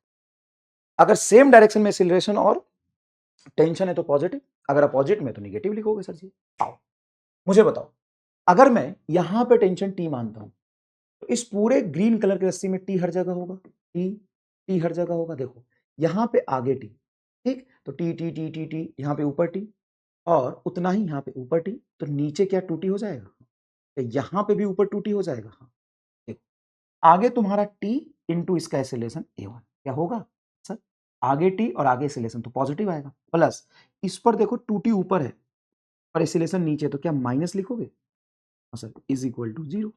माइनस 2t A2 को उधर ले जाओ, तो t इंटू A1 बराबर 2t इंटू A2, t से t कट गया, A1 बराबर 2A2 इज आंसर, खत्म। सर इतना आसान होता है क्या? हाँ, और करते हैं प्रैक्टिस और समझते हैं चीजों को धीरे धीरे। चलिए ये सवाल देखिए गुरु, तुमको एक रस्सी पहले पकड़ना, उसमें टेंशन टी जैसे इक्विलिब्रियम वाले सवाल करते थे ना, वही वाला कंसेप्ट यहां लगा दे एकदम फटाक से। इक्विलिब्रियम में किसी एक रस्सी में टी बांधते थे, उसी टी को ऐसे बांटते चले जाते थे पुल्ली में। कैसे करते देखो, मान लो यहाँ पे टी है, मान लो यहाँ पे टी है और आगे इसका एक्सीलरेशन A1, ये आगे की तरफ जा रहा है, ये नीचे की तरफ। क्या इन दोनों का एक्सीलरेशन सेम होगा? नहीं, क्योंकि डायरेक्टली एक रस्सी से कनेक्टेड। ये बताओ क्या इन दोनों का एक्सीलरेशन सेम होगा? नहीं, क्योंकि एक रस्सी से कनेक्टेड नहीं है। चलो मैं इसको दोबारा बताता हूँ, दोबारा बताता हूँ, धीरे धीरे समझाता हूँ, धीरे धीरे समझाता हूँ। आ जाओ आ जाओ प्यारे मेरे मोहन, मेरे दुलारे, आ जाओ एकदम प्यार से समझाता हूँ। प्यार के भूखे हो तुमको फिजिक्स से थोड़ी ना दिक्कत था, फिजिक्स टफ थोड़ी ना है, गणित वनित, तुम प्यार के क्या हो, जल्दी कमेंट में बताओ। सर हमको प्यार से कोई समझाया तो हमको समझ आ जाता, सच सच बताने का। तुमको फिजिक्स क्यों नहीं समझ में आया? क्योंकि तुमको मेरे जैसा प्यारा मास्टर नहीं मिला। अगर तुमको प्यार से समझाया जाए तो समझ आता है कि नहीं बताओ? तुम क्या हो, तुम क्या हो, बोलो जल्दी, तुम क्या हो? सर हम प्यार के भूखे हैं, बस हमको प्यार से कोई दुलार से पढ़ाया नहीं सकती। और हम आपके बारे में सुने थे आप भी खड़ूस है, इसलिए हमको पसंद ही नहीं था। लेकिन आप तो बड़े प्यारे निकले गुरुजी। आओ, मजाक कर रहा था, इधर देख इधर देख, रिकॉर्डेड है, लाइव होता ना। लाइव में प्रॉब्लम क्या होता है ना, मैं बताता हूँ। कोई भी बच्चा जो मेरे से 1 में पढ़ा हो या लक्ष्य में पढ़ा हो, यहाँ पे पढ़ रहा है, लाइव में प्रॉब्लम क्या होता है ना, स्पैमिंग बहुत होती है। और हम पढ़ाते हैं ना तो पूरा फोकस समझाने में होता है, उस पर से कोई उंगली करता है जबरदस्ती का। अब मान लो किसी को घर पे किसी ने डांटा, तो बड़ा से यहाँ निकालता है, वो आके कुछ उल्टा सीधा बोलता है। तुम शिद्दत से पढ़ा रहे हो, बड़े प्यार से फोकस से पढ़ा रहे हो। अब बहुत सारे पढ़ने वाले बच्चे तो चुपचाप स्क्रीन को उधर पढ़ रहे हैं कमेंट बंद करके, और जो बदमाशी करने वाले बच्चे होते हैं कमेंट करते हैं। अब जब गुस्सा आता है तो ये नहीं ध्यान रहता है कि कौन पढ़ने वाला है कौन नहीं। तो मैं उन सभी बच्चों से सॉरी बोलना चाहूंगा जो लाइव क्लास में मेरे से कहीं पढ़ते हैं और उनको किसी बात का मुझे बुरा लगा। आई एम लिटरली सॉरी इस बात के लिए, क्योंकि ये गलत बात है। बाकी तुम सब बताओ, या तुम्हें किस बात की तलाश थी? तुम्हें एक प्यार की तलाश थी। तुम्हें फिजिक्स क्यों नहीं समझ में आता था? तुम प्यार की भूखे। तुम किस चीज के भूखे हो? सर प्यार की भूखे। तुम फिजिक्स क्यों नहीं समझ में आता? क्योंकि कोई प्यार से पढ़ाया नहीं। आज तुमको कौन मास्टर मिला है? प्यारा मास्टर मिला है। जब बहुत प्यार दुलार से पढ़ाता है, यस, यही बात तुमको पूरी दुनिया में फैलानी है, ठीक है? क्यों फैलानी है? क्योंकि गलत समझते ना लोग मुझे यार, तुम्हें तो मेरा सहारा हो। आओ देखो, यहाँ पे M1 मास का ऑब्जेक्ट है। अब ये जो रस्सी कनेक्टेड है वो हरियर का रस्सी है। देखो वो रस्सी कौन सा है? देखो M1 मास का ऑब्जेक्ट है, ये हरियर का रस्सी। देखो ये हरियर का रस्सी ऐसे घूमते घूमते गया, ये घूमते घूमते हरियर का रस्सी देखो यहाँ आया, ये हरियर का रस्सी देखो घूम के यहाँ आया, और ये हरियर का रस्सी यहाँ पे, यही हरियर का रस्सी है। अब एक बात बताओ, M1 मास का ऑब्जेक्ट है? हाँ सर। क्या ये आगे चलेगा? सर पीछे क्यों नहीं जाएगा? पीछे खींचने वाला कौन है? आगे खींचने वाला है। तो मान लो ये A1 एसिलेशन से आगे चल रहा है, ये आगे चल रहा है, ये भी आगे चल रहा है, तो ये नीचे गिरेगा। हाँ सर, ये नीचे गिरेगा। क्लियर? हाँ सर। अब मैं तुमको कहता हूं कि मान लो इस रस्सी में टेंशन है T। क्लियर? मान लो इस रस्सी में टेंशन है T, तो यहाँ T, यहाँ T, यहाँ T, यहाँ T, यहाँ T, यहाँ T, यहाँ T, यहाँ भी टेंशन T होगा। यस। यहाँ भी टेंशन T होगा। यस। क्या इस पुल्ली पर टोटल फोर्स बैलेंस होना चाहिए? तो ऊपर कितना है सर? 2T, तो नीचे भी 2T होगा। हाँ सर। तो क्या यहां भी 2T होगा? हाँ सर। अब आप बोलोगे एक्सीलरेशन इंटू टेंशन का प्रोडक्ट लेना, सेम डायरेक्शन में तो पॉजिटिव लेंगे। T और A1 सेम में है तो T इंटू A1। फिर आप यहां आएंगे, A2 नीचे, देखो 2T ऊपर, तो आप बोलेंगे माइनस 2T इंटू A2 बराबर 0। इसको उधर ले जाइए, T इंटू A1 बराबर 2T A2, T से T कट गया, A1 बराबर 2A2। अब इसका मतलब ये हुआ कि ये अगर A1 5 है, ठीक है, ये सॉरी A2 5 है, अगर A2 ये मान लो 5 मीटर पर सेकंड स्क्वायर है, मान लो, एग्जांपल लेता हूं, एग्जांपल लेट, या गिवन है और इसका पूछा है, तो A2 अगर 5 है तो 5 इंटू 2 बराबर A1 आएगा। मतलब इस A1 का एक्सीलरेशन, इस ब्लॉक का एक्सीलरेशन इसके कंपेयर में डबल है। ये 5 से चलेगा तो 10 से चलेगा। बुझाया? बुझाया? ठीक है। इस बात को और फील कराऊं कि ये जितने भी एक्सीलरेशन से चलेगा A2, ये जितने भी एक्सीलरेशन चलेगा A2, इसके कंपेयर में इसका एक्सीलरेशन डबल होगा 2A। तभी तो A1 बराबर 2A2 है। समझाऊं? देखो, मान लो कि ये x डिस्टेंस आगे चला, या ये काम करते हैं, मान लो इसको फील कराते हैं, बस ऐसे ही समझने के लिए, जल्दीबाजी नहीं, कंसेप्ट का पूरा फील लो। और 20 नंबर स्लाइड पे फील आया कि नहीं बताना। मान लो ये x नीचे गिरा, अगर ये x नीचे जाएगा तो क्या ये पूरा सिस्टम जो यहां था ये x नीचे चल के आएगा? सर कैसे? ये पुल्ली से तो कनेक्टेड है डायरेक्टली। तो मैं कह रहा हूं कि ये M2 अगर x नीचे आया है तो ये पुल्ली x नीचे आया होगा। देखो यहां से x नीचे आया होगा। हाँ, तो ये रस्सी, ये वाला, ये रस्सी अगर यहां से यहां x डिस्टेंस आया तो ये भी x चला, ठीक है। तो ये जो रस्सी है ये, वो तो यहां से x और यहां से x 2x चल गया। हाँ, तो ये रस्सी का लेंथ तो फिक्स है। अगर ये x गया है, ये अकेला रस्सी x नीचे गया है, तो यहां भी x आएगा, यहां भी x आएगा, तो ये वाला 2x चल गया। अब 2x चल गया तो लेंथ आ नहीं सकता, तो इधर से लेंथ आएगा तो ये 2x चलेगा। तो जितना इसका एक्सीलरेशन हुआ उसका डबल होना पड़ेगा, तभी तो 2x डिस्टेंस चल पाएगा। मुझे लगता है आपको ये फील आया होगा। नहीं आया तो आंसर निकालना छोड़ना, नहीं तो एक्सपेरिमेंटली करके दिखाता अगर समय रहता तो। बाकी तुम कंसेप्ट समझ गए। अब देखो, ये है तुम्हारा एक आसमानी ब्लू अक्का, और ये है हरिहर का, उसके बाद ये एकदम डार्क ब्लू अक्का। तीन अलग अलग रस्सी है कि नहीं? जल्दी बताओ। हाँ। अगर तुम मान लेते हो कि ये M2 A2 से नीचे गिर रहा है तो ये आगे चलेगा, ये A1 और A2 में रिलेशन बताओ। तो यहां पे तूने माना T, बताओ अगर इस रस्सी में T है तो यहां भी T होगा, यहां भी T होगा, यस और नो? होगा। यहां T तो यहां T, यहां T तो यहां आ जाएगा 2T, तो पीछे T तो आगे 2T। अब ये हरियरका में 2T, तो यहां भी 2T और यहां भी 2T, तो नीचे क्या हो जाएगा सर? 4T, तो ऊपर क्या हो जाएगा? 4T। अब देखो, क्या मैं डायरेक्टली बोल सकता हूँ T और A1 सेम डायरेक्शन में, तो T A1 देखो, टेंशन इंटू A1 बराबर ये A2 नीचे और 4T ऊपर, 4T into A2 minus sign के साथ बराबर 0। अपोजिट है इसलिए माइनस के, माइनस वाले को उधर ले जाओ, तो T इंटू A1 बराबर 4T A2, T से T कट गया, A1 बराबर 4A2। That's it. बोलो कांस्टेंट रिलेशन पे PhD हो गई इसमें। अब ये सवाल है आपके सामने, स्क्रीन पॉज करिए और खुद करिए, और आप कर पाएंगे ना भाई साहब।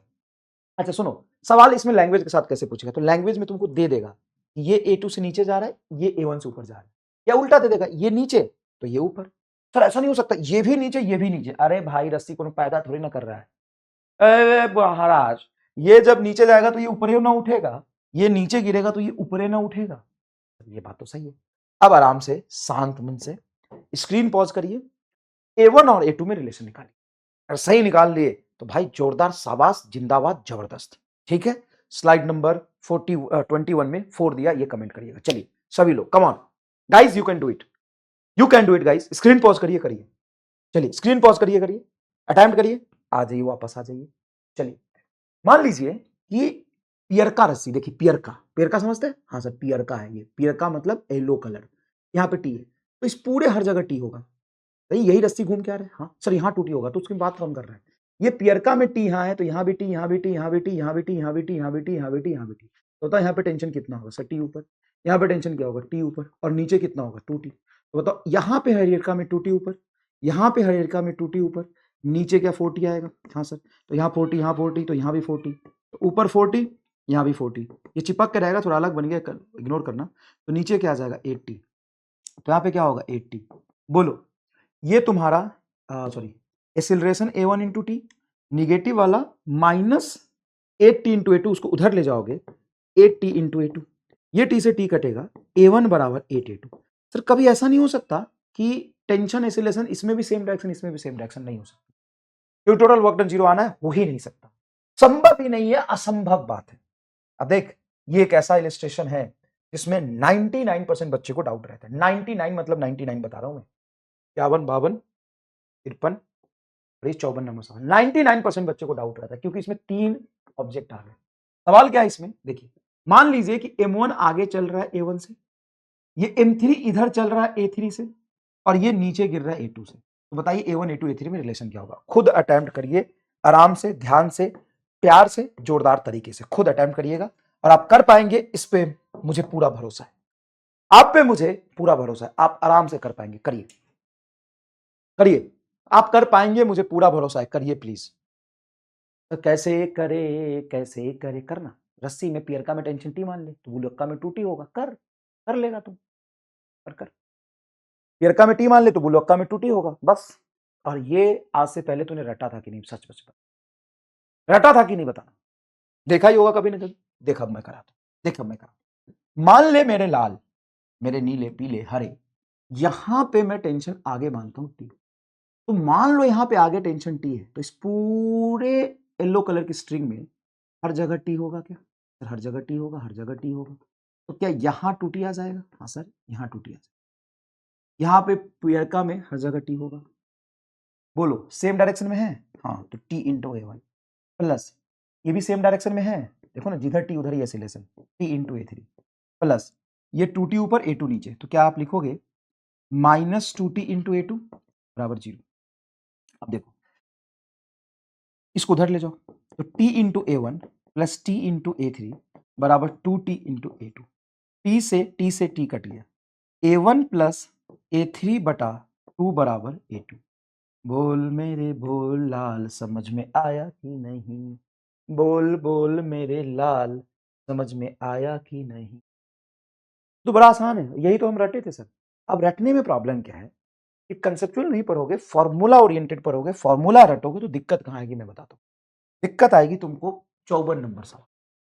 तो क्या सवाल है इसमें, सवाल ये है कि ये नीचे तो जा रहा है 4 मीटर पर सेकंड स्क्वायर से, ठीक है, और ये इधर जा रहा है 3 मीटर पर सेकंड स्क्वायर से, ये एक्सीलरेशन बताइए कितना होगा।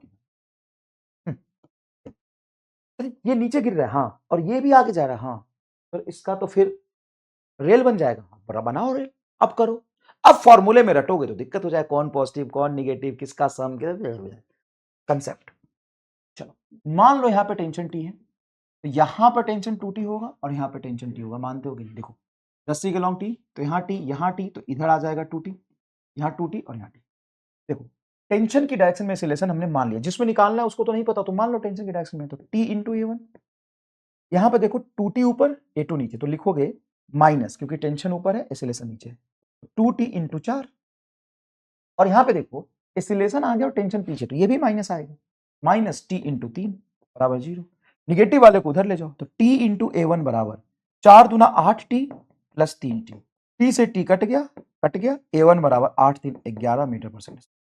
No formula only concept, no formula, उसको रटने की जरूरत क्या है।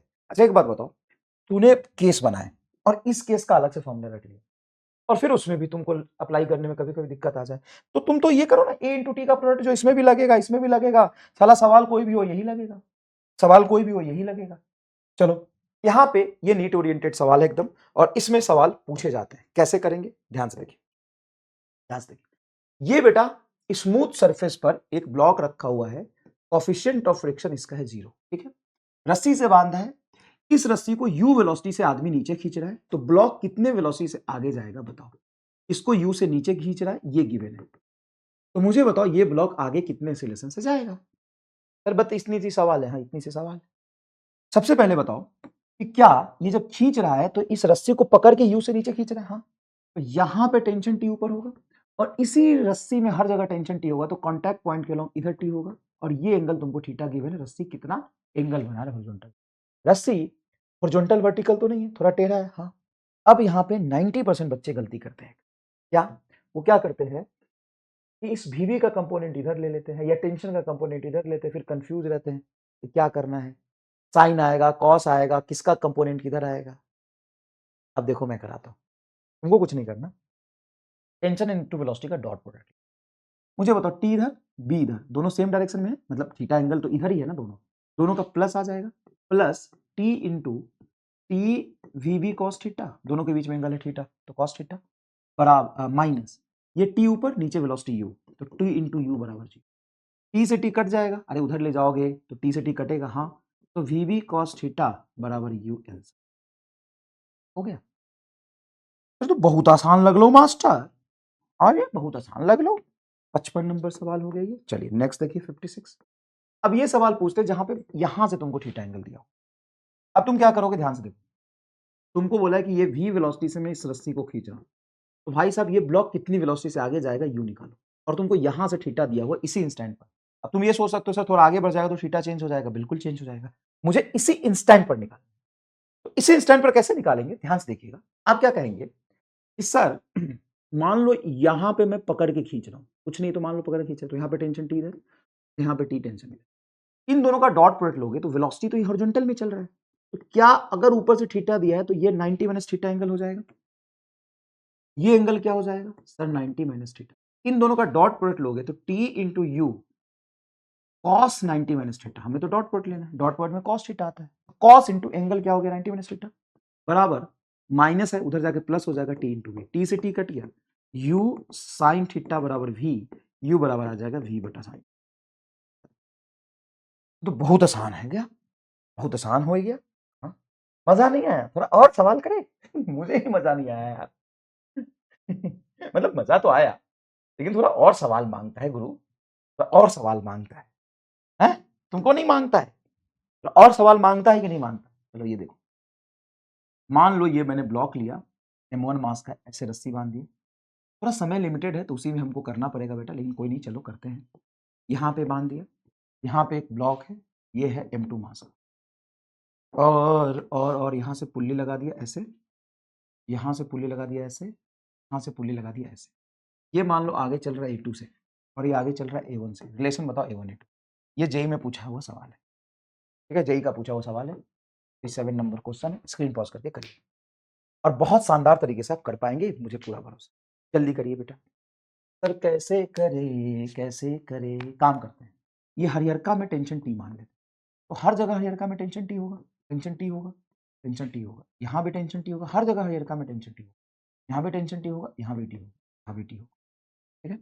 अब टी आगे तो क्या यहाँ पे टू टी हो जाएगा, हाँ सर, यहाँ पे टी पीछे तो यहाँ पे टू टी आगे तो यहाँ भी टू टी हो जाएगा और यहाँ भी टू टी। अब आप क्या बोलेंगे, यहाँ पे 2t एंड टी, तो टोटल टेंशन कितना है 3t और इसका एक्सीलरेशन है a1, ये 2t 4t पीछे और आगे एक्सीलरेशन a2 बराबर 0, ऑब्वियस सी बात है निगेटिव को उधर ले जाएंगे, तो 3t a1 बराबर 4t इंटू a2, t से t कट जाएगा, 3a1 बराबर 4a2 आपका आंसर। मजा आया क्या, एक और सवाल जो आपसे ना हो वो करा, बाकी जिसको हो गया कि सर हो गया रहने दो ना, वो छोड़ सकते हो, स्किप कर दो, टाइम बचाओ, आगे बढ़ जाओ। बाकी एक चैलेंजिंग सवाल, चैलेंजिंग सवाल क्या है कि एक वर्टिकल दीवार है, हॉरिजॉन्टल सरफेस, यहाँ पे एक पुल्ली कनेक्ट करेंगे हम, यहाँ पे ब्लॉक रख दिया हमने स्मॉल एम मास का, पुल्ली है तुम्हारा आइडियल, और इस पुल्ली को पकड़ के ऐसे मैंने इस पर फोर्स लगा F, find acceleration of pulley, find acceleration of pulley. भाई साहब मैं लिख के देता हूं, बता देता हूं पहले, वैसे जनरली बताता नहीं हूं, ये हमारा स्कैम है और इसमें 99% लोगों का आंसर गलत आता है। तुम कोशिश करो एक बार, और गलत करके ना दुखी मत होना, है ना, दुखी मत होना कि मेरा गलत हो गया, दुखी नहीं होने का, गलत आता है कोई नहीं, गलत करने के बाद सीखते हैं बच्चे, आप भी सीखेंगे, कोई प्रॉब्लम नहीं, लेकिन इसको अटेम्प्ट करिए, एक बार करिए। चलिए सर करते हैं, तो ध्यान दीजिएगा सभी लोग, सबसे पहले क्या करेंगे, ये पुल्ली जिस एक्सेलरेशन से जाएगा और ब्लॉक जिस एक्सेलरेशन चलेगा एक्सेलरेशन सेम नहीं होगा। आप क्या करेंगे, मान लीजिए ब्लॉक का एक्सेलरेशन आप ए मान लेते हैं, तो पुल्ली का एक्सेलरेशन एपी आ गया। अब बताइए, अगर रस्सी में टेंशन टी है तो क्या यहां भी टेंशन टी होगा, यहां भी टेंशन टी होगा। अब मुझे ब्लॉक के लिए लिखूंगा, तो ब्लॉक का आगे टेंशन टी, देखो यहां पे टेंशन टी आगे एक्सेलरेशन ए बराबर पुल्ली पर देखो पीछे टी और पीछे टी, क्या टू टी नहीं है निगेटिव वाला, तो निगेटिव वाला उधर ले जाऊंगा तो पॉजिटिव आ जाएगा, इंटू एपी। भाई टी टी पीछे और आगे एपी, तो minus two T into AP लिखूंगा इज इक्वल टू जीरो, तो उधर चला जाए, टी से टी का टी है, तो ए बराबर टू एपी आ जाएगा। हाँ सर ये तो आसान है। ओके, अब मुझे बताओ, चाहे ये रिलेटेड हो या कुछ भी हो, अगर आइडियल पुल्ली है तो इस पर टोटल फोर्स तो बैलेंस होगा। हाँ सर, टोटल फोर्स बैलेंस होगा ऐसे रिलेटेड होने के बाद भी। आगे एफ पीछे टू टी, तो क्या टू टी बराबर एफ में लिख सकता हूँ। टी बराबर क्या आ गया, एफ बाई टू, टी की वैल्यू एफ बाई टू। अब यहां से इस ब्लॉक का एफबीडी बनाओ, एफबीडी ऑफ ब्लॉक। अब जैसे तुम ब्लॉक का एफबीडी बनाओ, तो इस ब्लॉक में एक ही फोर्स लग रहा है आगे टी बराबर इसका मास एम इंटू एक्सेलरेशन ए।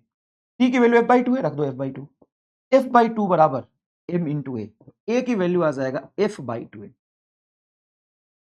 की वैल्यू आ गई एफ बाई टू। इस ए की वैल्यू यहाँ पे पुट करो, पुटिंग वैल्यू ऑफ ए, क्योंकि मुझे एक्सेलरेशन ऑफ प्लैंक चाहिए, putting value of A, value of A की वैल्यू हम पुट करेंगे F by two F by two M बराबर two times of AP, two नीचे चला जाएगा, तो एपी बराबर आ गया एफ बटा फोर एम, जो कि तूने सोचा तक नहीं होगा। अरे हमको नहीं आया गुरुजी, अरे प्यार के भूखा इंसान, एक बार और समझाऊंगा, रुक जा, ठंड रख।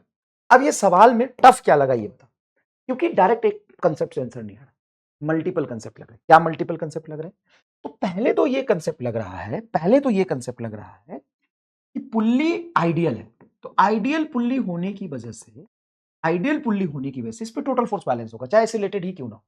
तो पीछे टी और टी कितना लग रहा है सर, टू टी, और आगे कितना लग रहा है एफ, तो टी बराबर एफ बाई टू आएगा कि नहीं आएगा, है ना। नेट फोर्स ऑन पुल्ली बराबर, तो नेट फोर्स ऑन पुल्ली जैसे ही जीरो करूंगा, तो इस पुल्ली पर पीछे टी टी टू टी आगे एफ, टी बराबर एफ बाई टू, और बड़े प्यार से हमने तो सॉल्व कर लिया, ठीक है। तो हमारा टेंशन की वैल्यू आ गया, अब टेंशन की वैल्यू आ गया तो इसका एफबीडी बनाओ, एफबीडी ऑफ ब्लॉक। तो अब ब्लॉक का एफबीडी बनाओगे, क्योंकि इसका एफबीडी बनाने से तो फोर्स बैलेंस किया था, एपी तो निकाल नहीं सकते, तो यही तो सबसे टफ और क्रिटिकल चीज है, या भले इसका एफबीडी बनाओ लेकिन एपी इससे नहीं आ सकता। आप क्या करेंगे, ब्लॉक का एफबीडी बनाएंगे, आगे ब्लॉक पर tension T, mass M, acceleration है, क्या ये इक्वेशन लिख सकते हैं, टी की वैल्यू पुट कर, टी की वैल्यू क्या, एफ बाई टू बराबर M A, acceleration of block आ गया एफ बाई टू, क्या इतना समझ में आ गया। अब लिखेंगे मुझे एपी चाहिए, तो इस पर tension into A constant relation लिखेंगे, tension into A minus two T into AP बराबर जीरो, तो एपी बराबर आ जाएगा ए बाई टू, ए की वैल्यू ये रही, ए की वैल्यू क्या, F by two M into two, तो आ गया एफ बाई फोर एम। तो ये है सवाल का ब्यूटी, मुझे लग रहा है आपको इसमें मजा आया होगा, ये सवाल का ब्यूटी, ठीक है। अब नीट में पूछा हुआ सवाल है, इसको मैं जरूर बताऊंगा, rod constant, rod constant, rod constant ये होता है कि component of velocity, component of velocity along the rod जो कि रिजिड है will be same, एक minute, component of velocity along the rod will always same। इसका मतलब पहले समझो क्या है, इसका मतलब यह है कि मान लो ये रॉड लिया मैंने, अब रॉड को ना एक हिस्से से पकड़ के मैं ऐसे घुमा सकता हूं, बताओ इस हिस्से की वेलोसिटी और इस हिस्से की वेलोसिटी अलग हुई कि नहीं, ये तो यही रह गया और ये घूम गया, लेकिन जब भी मैं घुमाऊंगा तो लेंथ के परपेंडिकुलर ही घुमा सकता हूं, अगर लेंथ के अलोंग ले जाना चाहूंगा तो ये संभव ही नहीं कि मैं इसको रोक दूं और इसको खींच लूं, कवर थोड़ी ना है, रिजिड बॉडी, मतलब कोई भी रिजिड बॉडी का उसके लेंथ के अलोंग वेलोसिटी हमेशा सेम रहेगी। अगर मान लो अगला पॉइंट जा रहा है V1 से और ये जा रहा है V2 से, अगर V1 ज्यादा है तो लमर जाएगा, और मान लो पिछवाड़े का V2 ज्यादा है तो दब जाएगा, अगना तो ये दब सकता है ना लमर सकता है, मतलब लेंथ के अलोंग इनकी वेलोसिटी सेम रहनी चाहिए। सर लेंथ के परपेंडिकुलर क्यों नहीं लो, मैंने यहां से पकड़ा ऐसे घुमा दिया, अब जहां से पकड़ा हो तो फिक्स है और ये देखो घूम रहा है, तो लेंथ के अलोंग वेलोसिटी सेम है, परपेंडिकुलर कुछ भी हो सकता है। अब ये सवाल कैसे पूछे जाते हैं, एक वर्टिकल हमने सरफेस बनाया, ऐसे हमने रॉड रख दिया, ध्यान से देखिए, ऐसे हमने रॉड रख दिया, ठीक है, और किसी इंस्टेंट पे रॉड ये थीटा एंगल बना रहे, रॉड का एक एंड, कौन सा एंड देखिएगा, रॉड का ये वाला एंड, ए एंड ऐसे जा रहा है वी स्पीड से, आगे की तरफ वी स्पीड से जा रहा है, और ये जो बी एंड है वो नीचे गिर रहा है वी स्पीड से। Find relation between V and V, find V A बटा वी, क्या करोगे बताओ। अब देखो, ये वेलोसिटी रॉड के लेंथ के लॉन्ग थोड़ी ना है। हाँ सर नहीं है, रॉड के लेंथ के लॉन्ग कहाँ है? और ये वी भी रॉड के लेंथ के लॉन्ग नहीं। दोनों का कंपोनेंट रेट के रॉड के लॉन्ग लेके बराबर कर दो। अब देखो कैसे करोगे। ये मैंने यहां पे लेंथ के लॉन्ग डॉटेड लाइन, अगर ये एंगल थीटा है तो ये भी एंगल थीटा होगा, असर होगा। अब ये वीए का कंपोनेंट इधर क्या बनेगा? वीए कॉस, और ये अगर थीटा है, ये 90 डिग्री है तो ये 90 माइनस थीटा होगा। तो इधर वीबी का कंपोनेंट क्या बनेगा? VB cos 90 minus theta. VB का कंपोनेंट इस तरफ बनेगा वीबी कॉस 90 माइनस थीटा, और वीए का कंपोनेंट इस तरफ बनेगा वीए कॉस थीटा। क्या इतनी बात समझ में आती है? अब मुझे बताओ, लेंथ के लॉन्ग इसका जो कंपोनेंट है, देखो ना 90 माइनस थीटा है, तो वीवी का कंपोनेंट जिधर थीटा एंगल बनता है उधर कॉस आता है, कॉस 90 माइनस थीटा, तो ये क्या हो जाएगा? वीवी साइन थीटा। तो इधर आ गया तेरा वीवी साइन थीटा, और इधर आ गया तेरा वीए कॉस थीटा, बराबर कर दे। वीवी साइन थीटा रॉड के लेंथ के लॉन्ग, और वी, ये देखो वी आगे था, ये एंगल थीटा है तो ये भी थीटा होगा। वीए का component वीए cos theta, वीए cos theta. मैं वीए बाई वीवी चाहिए तो वीवी को यहां ले जाओ, तो वीए बाई वीबी, वीए ये रहा, वीवी नीचे आ गया, कॉस नीचे चला जाएगा, साइन थीटा बटा cos theta is equal to tan theta is your correct. कोई दिक्कत, कोई कष्ट, कोई परेशानी? नहीं सर आसान लगा, बस ये कहानी। अब आते हैं सबसे टफ टॉपिक जो इस चैप्टर को मुश्किल बनाता है, लेकिन आपके लिए ये चैप्टर मुश्किल नहीं होगा, ये मेरी गारंटी है। क्या गारंटी है? सबसे टफ टॉपिक को सबसे आसान बनाने की गारंटी है। क्या है ये स्यूडो फोर्स। स्यूडो फोर्स क्या होता है हमें नहीं पता। पहली बार स्यूडो फोर्स जब बना भी होगा तब उस समय थोड़ी ना पता था स्यूडो फोर्स क्या होता है। किसी को पता था कि स्यूडो फोर्स क्या होता है? बताओ ना, सोचो। किसी को पता था कि स्यूडो फोर्स जैसी कोई चीज होती है, स्यूडो फोर्स कुछ होता है? किसी को पता था? नहीं, हमें भी नहीं पता भाई, हम नहीं जानते, बक टॉपिक काट दो, बक नहीं जानते। तो पढ़ेंगे कैसे? पढ़ेंगे, स्यूडो फोर्स को पैदा करेंगे। लोग स्यूडो फोर्स क्या करते हैं? समझते हैं, पढ़ते हैं। हमारे पास स्यूडो फोर्स है ही नहीं, हम स्यूडो फोर्स को पैदा करेंगे। आज के बाद कोई पूछे फिर इसका कंसेप्ट पढ़ते हो तो बनाते हो, तो भाई खुद ही बनाते, और जो बनाएंगे वो तो समझेंगे। आओ कैसे बनाते, आओ। एक दिन क्या हुआ, एक एमआर नाम का मास्टर था।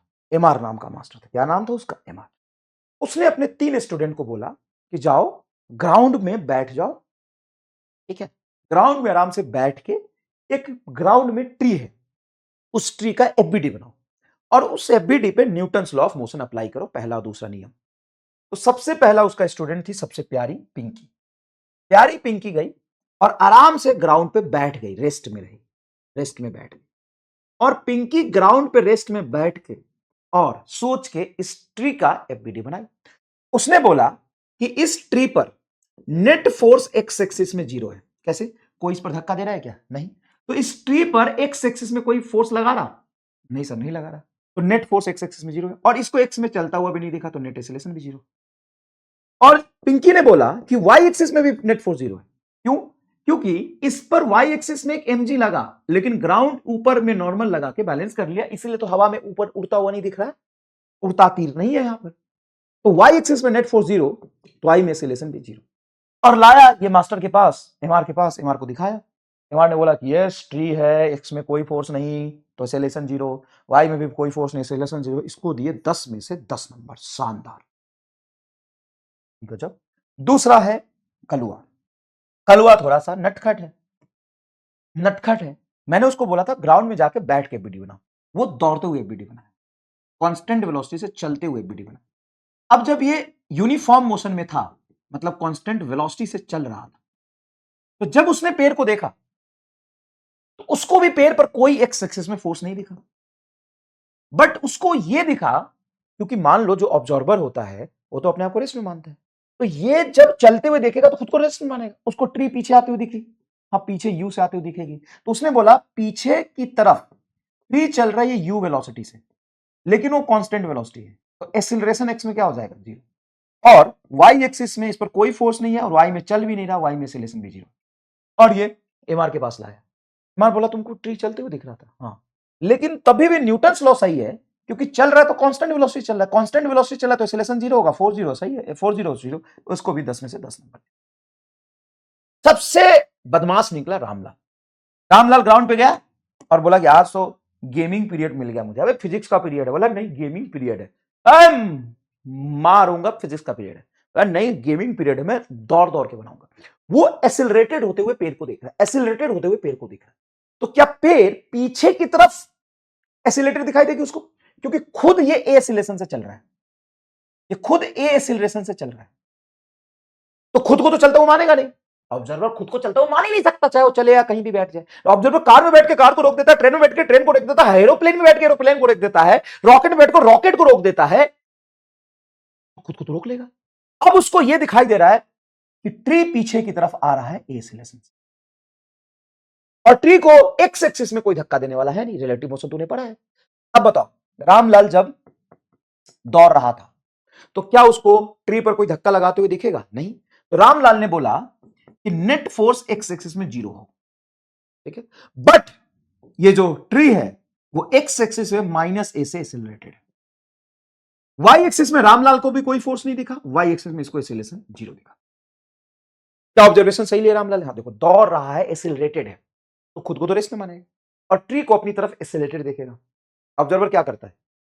खुद को रेस्ट में मानता है और अपनी एसिलेशन घटा के तो देखता है ऑब्जेक्ट को। ठीक है सर।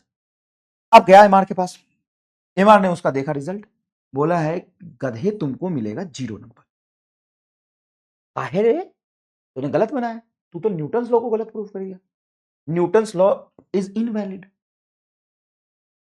Newton's law invalid. क्या इनवैलिड हो गया न्यूटन्स लॉ का? बताओ क्या न्यूटन्स लॉ के कंसेप्ट गलत हो गए? बताओ सर। न्यूटन्स लॉ का सबसे मेजर कंसेप्ट ही गलत हो गया कि बिना फोर्स के एसिलेशन आ गया। न्यूटन्स लॉ क्या कहता है? अगर किसी ऑब्जेक्ट पर नेट फोर्स 0 लग रहा है तो उसका एसिलेशन 0 होना है, बिना फोर्स के एसिलेशन। इन दोनों फ्रेम में न्यूटन्स लॉ सही है।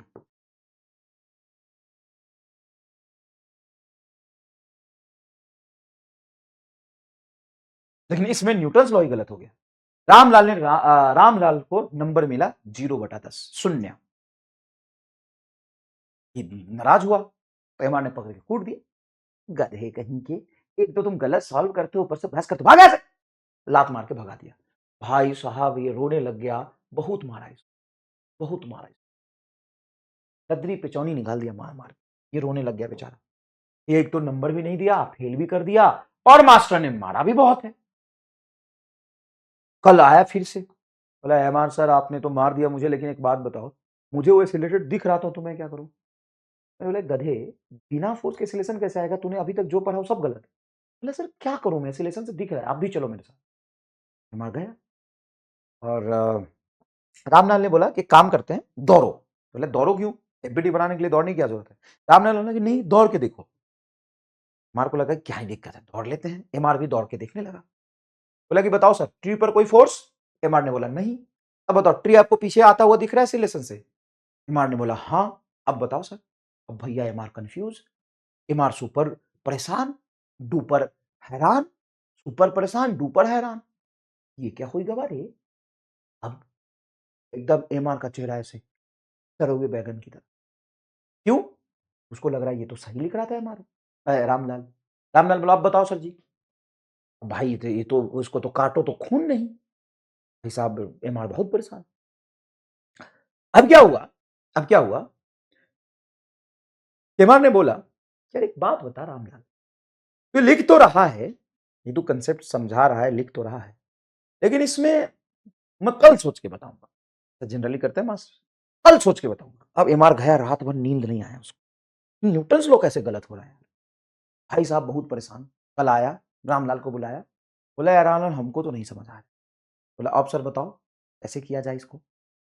तो मैंने बोला कि देखो यार, ये ना एसिलरेटेड होके जब हम चलते हैं या एसिलेटेड जगह पे बैठ जाते हैं, इसको ना अलग कैटेगरी में रखना पड़ेगा। इसको बोल दिया नॉन इनर्शियल फ्रेम। अगर कोई एसिलरेटेड कार हो या एसिलरेटेड लिफ्ट, उसको नॉन इनर्शियल फ्रेम बोल दिया, ये नॉन इनर्शियल फ्रेम कहलाएगा, अलग तरह का फ्रेम कहलाएगा, और इसमें न्यूटन्स लॉ वैलिड नहीं है। और कोई ऐसा फ्रेम जो रेस्ट और कांस्टेंट वेलोसिटी चल रहा है, उसको उन्होंने बोल दिया इनर्शियल फ्रेम, कि ये भाई इनर्शियल फ्रेम हो, यहां से न्यूटन्स लॉ वैलिड होता है। तो सवाल को यहीं से सॉल्व करो, यहां से मत करो, इससे गलत हो जाता है। अब रामलाल के भैया मार खाया था, वो तो मास्टर इसके मजे लेना चाहता था। बोला कि कौन सी किताब में लिखा है, क्या न्यूटन ही बता के गया है? तो नहीं तो आपकी हीरो बन रहा हो। भाई हमारे का फिर मुंह तरे हुए कद्दू जैसा, ये कैसे करूं यार, ये तो एकदम फंसा दिया। बोला एक बात बताओ, कौन सी किताब में लिखा है, कब न्यूटन बोल के गया कि आप दौर के सवाल नहीं सॉल्व कर सकते? कब न्यूटन कह के गया? कह के तो नहीं गया था। तो बताओ, हम तो करेंगे सर जी। अब बताओ काहे गलत है, हमको नोबेल प्राइज दो। रामलाल अड़ गया नोबेल प्राइज पे। भाई तो हमने तो नया लॉ बना दिया। कई बार तुमको भी लगता होगा कि नया लॉ बना दिया तुमने। अब बोला कि नहीं यार, कुछ तो करना पड़ेगा। उन्होंने बोला कि एक काम करते हैं, एक फोर्स इसमें नहीं लग रहा था, हम मान लेते हैं। बोले जब लग ही नहीं रहा तो मान कैसे लोगे? विमान ने कहा कि देखो ऐसा है कि जब तुम इनर्शियल फ्रेम में होते हो, रेस्ट में या कांस्टेंट वेलोसिटी चलते हो, तो आराम से सॉल्व करो, उसमें कोई एक्स्ट्रा फोर्स मानने की जरूरत नहीं। लेकिन चूंकि नॉन इनर्शियल फ्रेम में न्यूटन्स लॉ गलत हो गया, तो तुम्हें एक हाइपोथेटिकल फोर्स, झूठा फोर्स, स्यूडो फोर्स मानना पड़ेगा। उन्होंने बोला कि जिधर तुम एसिलेटेड हो, जिधर तुम एसिलेटेड हो, अगर तुम आगे एसिलेटेड हो तो मोशन के मतलब एसिलेशन के अपोजिट डायरेक्शन में इस पे एक फोर्स मान, स्यूडो फोर्स मान। जिधर फ्रेम का एसिलेशन है उसके अपोजिट डायरेक्शन में एक फोर्स मान लो भैया। अब एमआर ने अपना निकाला पिटारा एमआर स्टार बॉक्स का और बोला जिधर एक्सेलरेशन है, जिस साइड जिस डायरेक्शन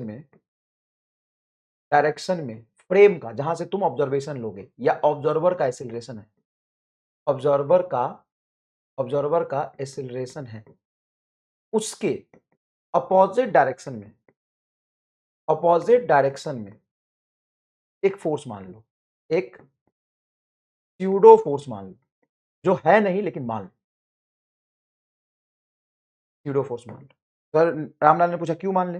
अरे न्यूटन का लॉ सही कराना इसलिए मान लो। तो इसका डेफिनेशन ही है to validate laws of motion, to validate laws of motion. क्यों मान लो? To validate laws of motion, Newton's law of motion को वैलिडेट करने।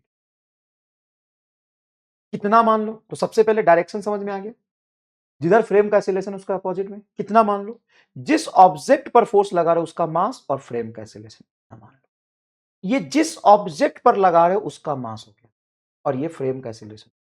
तो जिस ऑब्जेक्ट पर लगा रहे हो उसका मास इंटू फ्रेम का एक्सेलरेशन और डायरेक्शन होगी जिधर फ्रेम एक्सेलरेटेड उसका अपोजिट में। अब इसको यूज करके न्यूटन्स लॉ को सही बना लो और क्वेश्चन सॉल्व कर लो। अब बोल रहा है रामलाल को चल एफबीडी बना, तो रामलाल बेचारा चुपचाप बैठ गया, मैं बैठ के बनाऊं। बना, तो बैठ के जब बनाएगा तो ऐसे ही सही हो गया। अब सीडो फोर्स लगाने की जरूरत नहीं। अब जब तू एक्सेलरेटेड होगा, तब अगर तू आगे एक्सेलरेटेड हो रहा है तो पीछे तुम एक सीडो फोर्स लगाओगे। तो बोलो आगे एक्सेलरेटेड हुए, हाँ, तो पीछे सीडो फोर्स लगेगा। अब बताओ वो ऑब्जेक्ट तुमको पीछे एक्सेलरेटेड दिख रहा है? मतलब दिख रहा है, तो इस सीडो फोर्स ने एक्सेलरेशन दिया होगा, खत्म। अब बताओ क्या सीडो फोर्स को मैंने तुम्हारे सामने पैदा किया? सीडो फोर्स क्यों पैदा हुआ इसका कारण समझ में आया? या फील से तुमको सीडो फोर्स पहली बार इतना डीप में फील आया है कि नहीं? जरूर कमेंट करके बताओ। अब लीजिए हमारा star box. Rest and constant velocity वाला ऑब्जर्वर और फ्रेम सीडो फोर्स नहीं लगाता। रेस्ट एंड कांस्टेंट वेलोसिटी से चलता हुआ ऑब्जर्वर या फ्रेम कभी भी सीडो फोर्स नहीं लगाता। सीडो फोर्स पिंकिया और कलुआ लगाएगा? नहीं सर, पिंकिया और कलुआ सीडो फोर्स नहीं लगा सकता, क्योंकि पिंकिया और कलुआ रेस्ट पर बैठा हुआ है, कांस्टेंट वेलोसिटी चल रहा है, इनर्शियल फ्रेम है। ये कैसा है? From inertial frame. From inertial frame SIDO force नहीं लगता, क्योंकि ये इन्वेंट किसके वजह से हुआ है? रामलाल की वजह से। तो रामलाल को ही हक है। सजना सिर्फ तुम्हें हक है, ये स्यूडो फोर्स का हक सजना सिर्फ रामलाल को ही है। स्यूडो फोर्स एसिलेटेड फ्रेम वाला ऑब्जर्वर ही ऑब्जेक्ट पर लगाएगा, सिर्फ और सिर्फ लगाएगा। स्यूडो फोर्स की वैल्यू कितनी होगी? Mass of object into acceleration of frame, और डायरेक्शन किधर होगा? अपोजिट में, जिधर एक्सेलरेशन उसके अपोजिट में। बताओ अच्छे से स्यूडो फोर्स समझ आया कि नहीं? मान लो तुम ग्राउंड पे बैठ के और कोई एसिलेटेड चीज को देख रहे हो, क्या तुम स्यूडो फोर्स लगाओगे? नहीं। देखो ऑब्जेक्ट एसिलेटेड है कि नहीं वो मैटर नहीं करता, ऑब्जर्वर एसिलेटेड है या नहीं वो मैटर करता है कि वो स्यूडो फोर्स लगाने का हक नहीं। तो स्यूडो फोर्स लगाने का हक किसको है? सिर्फ और सिर्फ ऑब्जर्वर को। स्यूडो फोर्स लगाने का हक किसको है? सिर्फ और सिर्फ ऑब्जर्वर को।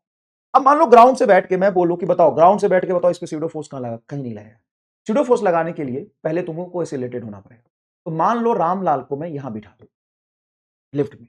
अब बोलो रामलाल के लिफ्ट के साथ ऊपर कांस्टेंट वेलोसिटी चल रहा है, हाँ, बताओ रामलाल इस पर स्यूडो फोर्स कहां लगाएगा? कहीं भी नहीं, क्योंकि कांस्टेंट वेलोसिटी से तुम्हारा लिफ्ट चल रहा है। तो रामलाल भी तो कांस्टेंट वेलोसिटी से चल रहा होगा, नो स्यूडो फोर्स। अरे सर जी, हाँ सही कह रहे हो, रामलाल भी स्यूडो फोर्स तभी लगा सकता है जब वो एसिलेटेड हो।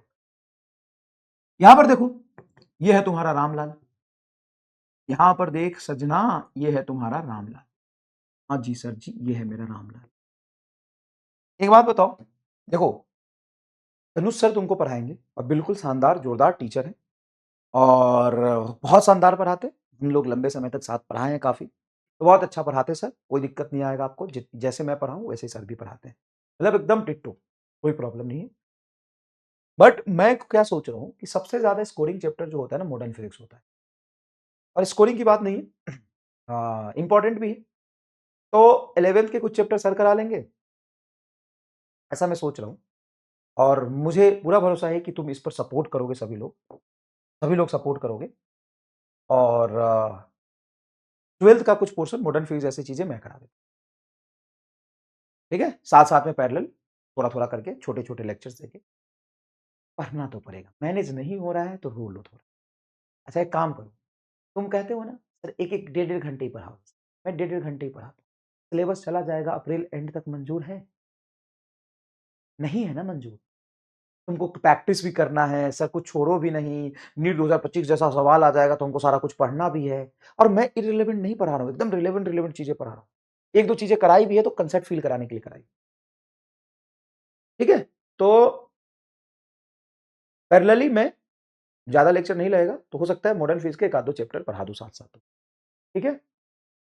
तो सर एक आध दो चैप्टर 11th का ले लेंगे अपन, बांट चीट के दोनों लोग मिलके आपकी पूरी तैयारी करा देंगे, वो हमारी दोनों की गारंटी, ठीक है। हम दोनों लोग बहुत मेहनत करेंगे, प्लीज भरोसा करिए हम पे, चुपचाप पढ़िए, है ना।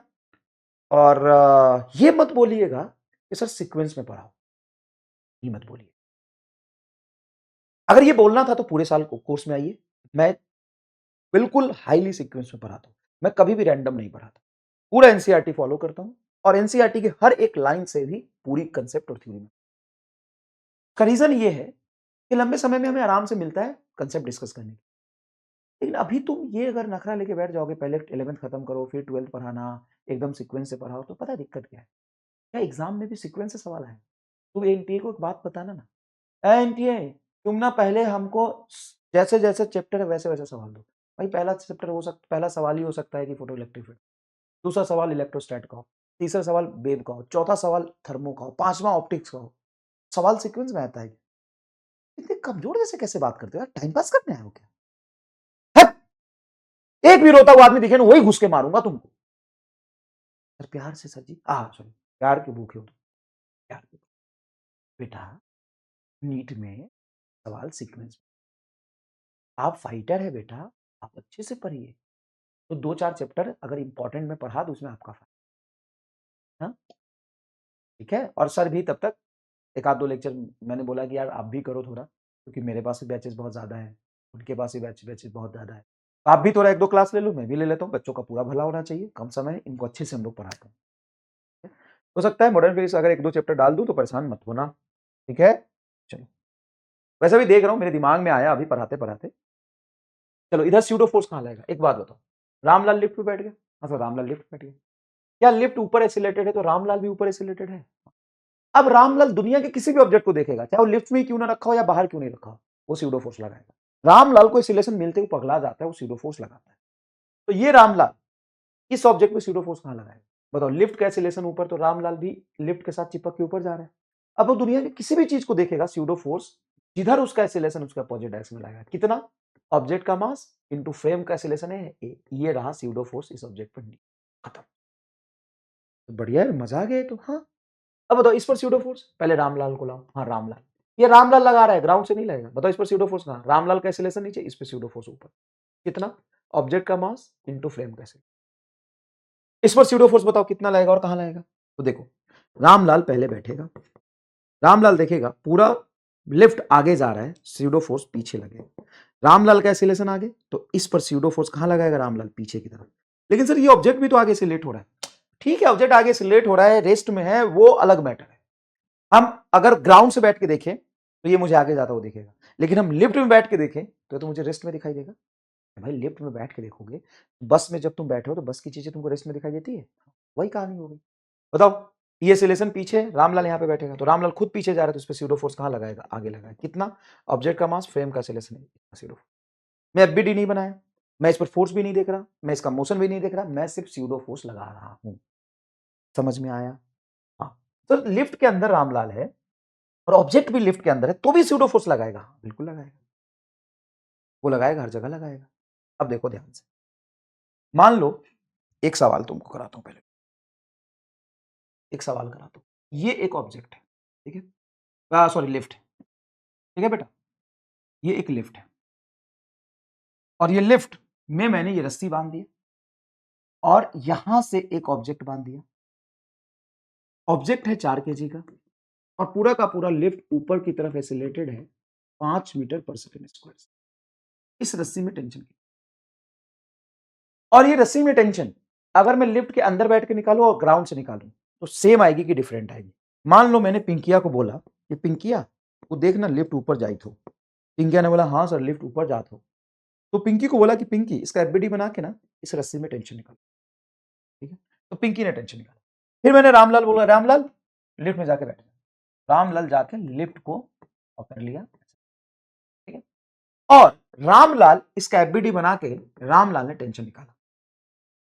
तो उस रस्सी में लगने वाला टेंशन रामलाल के रिस्पेक्ट में और पिंकी के रिस्पेक्ट में, किसके रिस्पेक्ट में ज्यादा आएगा, या सेम आएगा या डिफरेंट आएगा?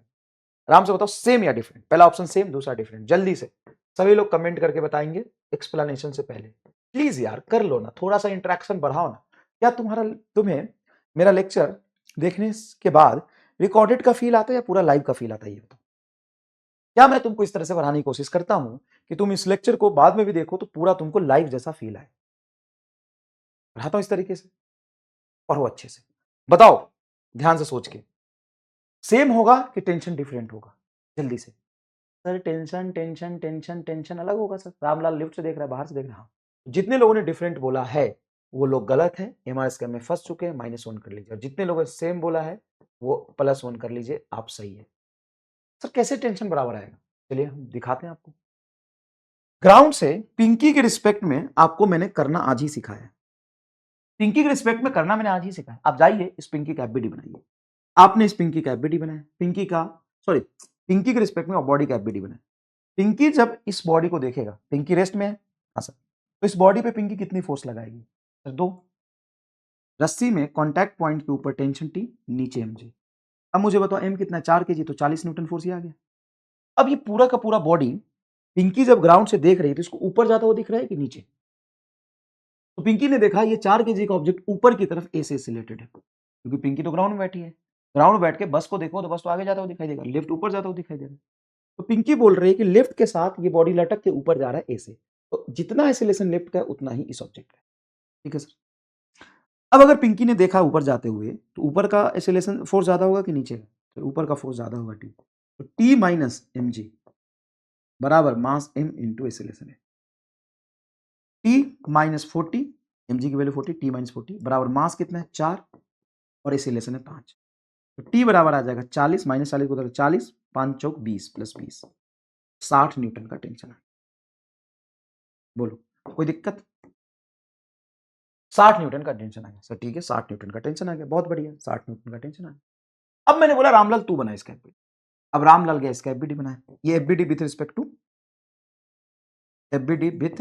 टू ग्राउंड, ग्राउंड से हमने चीजों को देखा था। अब है FBD with respect to Ramlal, with respect to Ramlal. अब रामलाल एफबीडी बनाए, तो रामलाल भी लिफ्ट में और ऑब्जेक्ट भी लिफ्ट, दोनों ऊपर जा रहे थे, तो क्या रामलाल के रिस्पेक्ट में रेस्ट में दिखाई देगा? सर रामलाल के रिस्पेक्ट में चलता हुआ दिखाई नहीं देगा। रामलाल क्या टी ऊपर लगाएगा? हाँ, रामलाल टेंशन को तो टेंशन लगाएगा ही ना, और एम मास के ऑब्जेक्ट है तो नीचे mg लगाएगा, जो mg की वैल्यू 40 थी। अब रामलाल ऊपर की तरफ कितने से एक्सीलरेशन है? 4 से, तो रामलाल इस पर ऊपर की तरफ एक्सीलरेशन होने की वजह से नीचे स्यूडो फोर्स लगाएगा m इंटू ए, और ये रामलाल को ऑब्जेक्ट रेस्ट में दिख रहा है, तो रामलाल डायरेक्ट बोल देगा ऊपर की तरफ नेट फोर्स और नीचे की तरफ नेट फोर्स सेम होना चाहिए। ऊपर बताओ टेंशन टी और नीचे हो जाएगा mg प्लस ma। तो टी बराबर आएगा, मास बताइए 4, जी की वैल्यू 10, मास बताइए 4 और एक्सीलरेशन ऊपर 5, तो टी बराबर 40 प्लस 20, टी बराबर 60 न्यूटन टेंशन आ गया। बोलो हाँ कि नहीं? हाँ सर 60 न्यूटन का टेंशन आ गया, खत्म कहानी। बोलो बोलो मजा आ गया कि नहीं? सर बात तो सही है यार, टेंशन 60 न्यूटन आ गया गुरुजी, इसका मतलब तो झूम बराबर झूम हो गया गुरुजी। यस, टेंशन 60 न्यूटन आ गया। अब बताओ यहां से क्या आया था 60 न्यूटन, वहां से क्या है 60 न्यूटन? देखो ग्राउंड से देखोगे तो ऑब्जेक्ट तुमको लिफ्ट के साथ ऊपर जाता हुआ दिखेगा, अंदर से देखोगे तो लिफ्ट तुमको रेस्ट में दिखाई देगा, सॉरी ऑब्जेक्ट तुमको रेस्ट में दिखाई देगा। ठीक है, अब किससे आसान था? अंदर बैठ के, क्यों? क्योंकि अंदर तुम बैठ गए, तुम भी अंदर, वो ऑब्जेक्ट भी अंदर, तो रेस्ट में दिखाई देगा। ऊपर टेंशन टी, नीचे एम जी, और ऊपर एसिलेशन तो नीचे एम ए, और ऊपर वाला फोर्स नीचे वाला फोर्स बैलेंस कर दिया। तो कहां से सॉल्व करना आसान है? रामलाल के रिस्पेक्ट में। अब सवाल को ना रामलाल के भरोसे छोड़ दो। जैसे ये एलिवेटर प्रॉब्लम है, weight machine, measure of normal force, है ना, ये सवाल खूब पूछा जाता है, ये सवाल खूब पूछा जाता है। कैसे करेंगे ध्यान से देखिए। सबसे पहले देखिए एम मास का ऑब्जेक्ट है, एक काम करिए रामलाल को यहां बिठा दीजिए। अब मान लीजिए कि लिफ्ट पूरा का पूरा ए एसिलेशन से ऊपर जाए, तो बताइए लिफ्ट का सरफेस इस ऑब्जेक्ट पर कितना नॉर्मल लगाए? तो रामलाल यहां बैठा है, रामलाल बोलेगा कि इस पर एम नीचे, और लिफ्ट के बेस पर ये ऑब्जेक्ट नीचे धक्का मारेगा, तो लिफ्ट का बेस इस पर नॉर्मल ऊपर वाले पे नॉर्मल ऊपर, और एसिलेशन ऊपर, तो स्यूडो फोर्स नीचे, तो नॉर्मल रिएक्शन एन बराबर आ जाएगा M G plus M A. बोलो मजा आया? सर आसान लग लो? यस। इधर देखो, यहां पे रामलाल बैठा है, सर रामलाल बैठा है, रामलाल ने इस ऑब्जेक्ट को देखा, सर देखा, बताओ क्या रामलाल नीचे एम जी लगाएगा? हाँ। ऊपर नॉर्मल लगाएगा? हाँ। मान लो लिफ्ट नीचे से रिलेटेड है, स्यूडो फोर्स कहां? सर ऊपर की तरफ। अब ये रामलाल इसको रेस्ट पे देखेगा, ऊपर का फोर्स बराबर नीचे का force, N plus M A बराबर एम जी, एन बराबर आ जाएगा M G minus M A. Yes sir, और यहाँ पे नॉर्मल आ गया, नॉर्मल कहीं अपरेंट वेट भी बोलते। मान लो ये ऊपर की तरफ कांस्टेंट वेलोसिटी से चल, सीधा सीधा नॉर्मल बराबर एम जी होगा, इसमें स्यूडो फोर्स नहीं आएगा। और ग्राउंड से भी देखोगे क्योंकि कांस्टेंट वेलोसिटी जा रही है, स्पेसिलेशन है नहीं, तो ऊपर वाला फोर्स बराबर नीचे वाला फोर्स। बताओ मजा आ गया कि नहीं? बताओ मजा आ गया कि नहीं? फिर तो एलिवेटर प्रॉब्लम को धुआं धुआं कर दिया। यस। अब मान लो कि एक एलिवेटर है और ये ऊपर की तरफ जा रहा है, moving up with retardation, moving up with retardation, with retardation 4 metre per second square, मतलब जा ऊपर रहा है लेकिन रिटार्डेशन से जा रहा है। तो इस 4 केजी वाले ऑब्जेक्ट पर बताइए नॉर्मल रिएक्शन कितना लाएगा by ground? Normal on object by surface of lift, normal on object by surface of lift,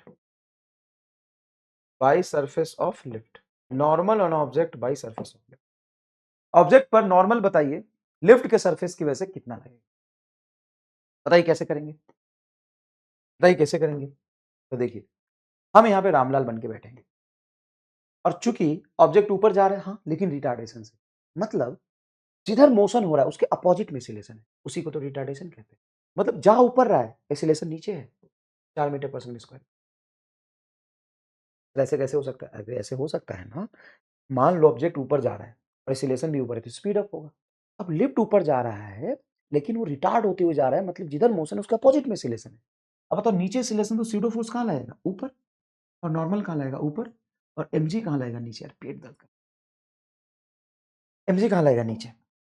तो ये ऊपर की तरफ एन, ऊपर की तरफ एम ए, और नीचे की तरफ एम जी।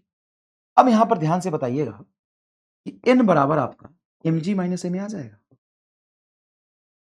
जीरो फोर्स ऊपर लगा दिया, ऑब्जेक्ट भी ऊपर जा रहा था, ऑब्जेक्ट ऊपर जा रहा था लेकिन एक्सीलरेशन ऊपर नहीं था। अगर ऑब्जेक्ट ऊपर जा रहा होता, एक्सीलरेशन ऊपर होता, तो इसको स्पीड अप कहते, ये रिटार्डिंग है। सर ऑब्जेक्ट ऊपर जा रहा तो स्यूडो फोर्स ऊपर मान लिया, हाँ ये देखिए ना, pseudo force, pseudo force frame के एक्सीलरेशन के अपोजिट एंड रिटार्डेशन के डायरेक्शन में, क्योंकि रिटार्डेशन जिधर है मतलब ऊपर ऑब्जेक्ट जा रहा है रिटार्ड होते हुए, तो एक्चुअल में एक्सीलरेशन नीचे था, स्यूडो फोर्स ऊपर लाएगा, मतलब जिधर रिटार्डेशन है स्यूडो फोर्स आप उधर ही लगा लीजिए, कोई टेंशन नहीं। तो वर्टिकल एक्सीलरेशन पे मैंने आपको पीएचडी करा दिया है, वर्टिकल एक्सीलरेशन पे मैंने आपको पीएचडी करा दिया है। अब हॉरिजॉन्टल वाला केस समझ। मान लीजिए एक कार है, सर कार है, और कार रेस्ट में, रेस्ट में नहीं चल रही ये, और मूविंग विद कांस्टेंट वेलोसिटी, या चल भी रही है तो कांस्टेंट वेलोसिटी से चल रही है। कार रेस्ट में है या मूविंग विद कांस्टेंट वेलोसिटी? अगर कार रेस्ट में या कांस्टेंट वेलोसिटी से चल रही है इस पर एक रस्सी बांध के एम मास लटका दिया, क्या ये 90 डिग्री पे ऐसे ही लटका रहेगा? 90 डिग्री पे बड़े प्यार से ऐसे ही लटका रहेगा, ये आगे पीछे ब्लॉक नहीं जाए। मान लो यही कार आगे की तरफ ए एक्सीलरेशन से चल रही हो, आगे की तरफ क्या हो, ए एक्सीलरेशन से चल रही हो, तो रामलाल को अगर मैं यहां बिठा दूं तो रामलाल सीरो फोर्स कहां लगाएगा, इस ब्लॉक पे पीछे की तरफ। तो क्या ये वर्टिकल से किसी थीटा एंगल पे पीछे चला जाएगा? हाँ, रामलाल अंदर बैठ के देख रहे हैं, तो बताओ ये वर्टिकल से कितना एंगल बनेगा, यही सवाल है। Then find string make an angle theta from the vertical, then find theta. सबसे पहली बात, यहां पे स्यूडो फोर्स कहां लगेगा, पीछे की तरफ, इसलिए पीछे गया है। अब बताओ क्या रामलाल इस पर स्यूडो फोर्स पीछे लगाएगा एम? हाँ सर। एम जी तो हाई ग्रेविटेशन की वजह से लगेगा, टेंशन टी इधर आएगा। अब बताओ यही वाला सवाल मैं आपको इक्विलिब्रियम में करा चुका हूं कि नहीं? सर कराया तो था। एम जी सीधा नीचे, एम ए ऊपर, ये रस्सी में टेंशन टी है, वर्टिकल से थीटा तो ये थीटा होगा। बताओ टी अगर इधर है तो इसका vertical component T cos theta और horizontal component T sine theta. बोलो टी साइन थीटा बराबर एम ए होगा कि नहीं? हाँ सर, टी साइन थीटा बराबर हो जाएगा एम ए, ऊपर है टी कॉस थीटा, नीचे M G, T cos theta बराबर हो जाएगा एम जी। इनको डिवाइड कर दीजिए, टी से टी कैंसिल हो जाएगा, tan थीटा बराबर हो गया आपका a बाई जी, मतलब theta is equal to tan inverse a by G. बोलिए मजा आया सर, एकदम झूम बराबर झूम हो गया।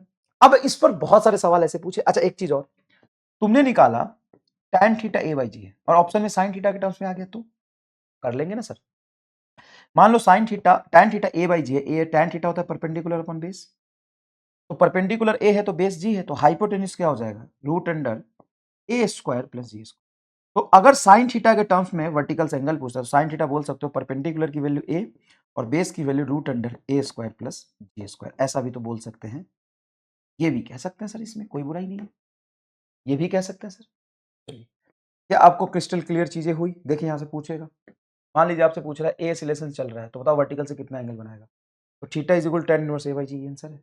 Sign inverse A by G थोड़ी ना होता है, cot inverse A by G नहीं होता है, साइन के टर्म्स में ये होता है, देखिए साइन बराबर परपेंडिकुलर बटा हाइपोटेन्यूज, हाइपोटेन्यूज से आ जाएगा।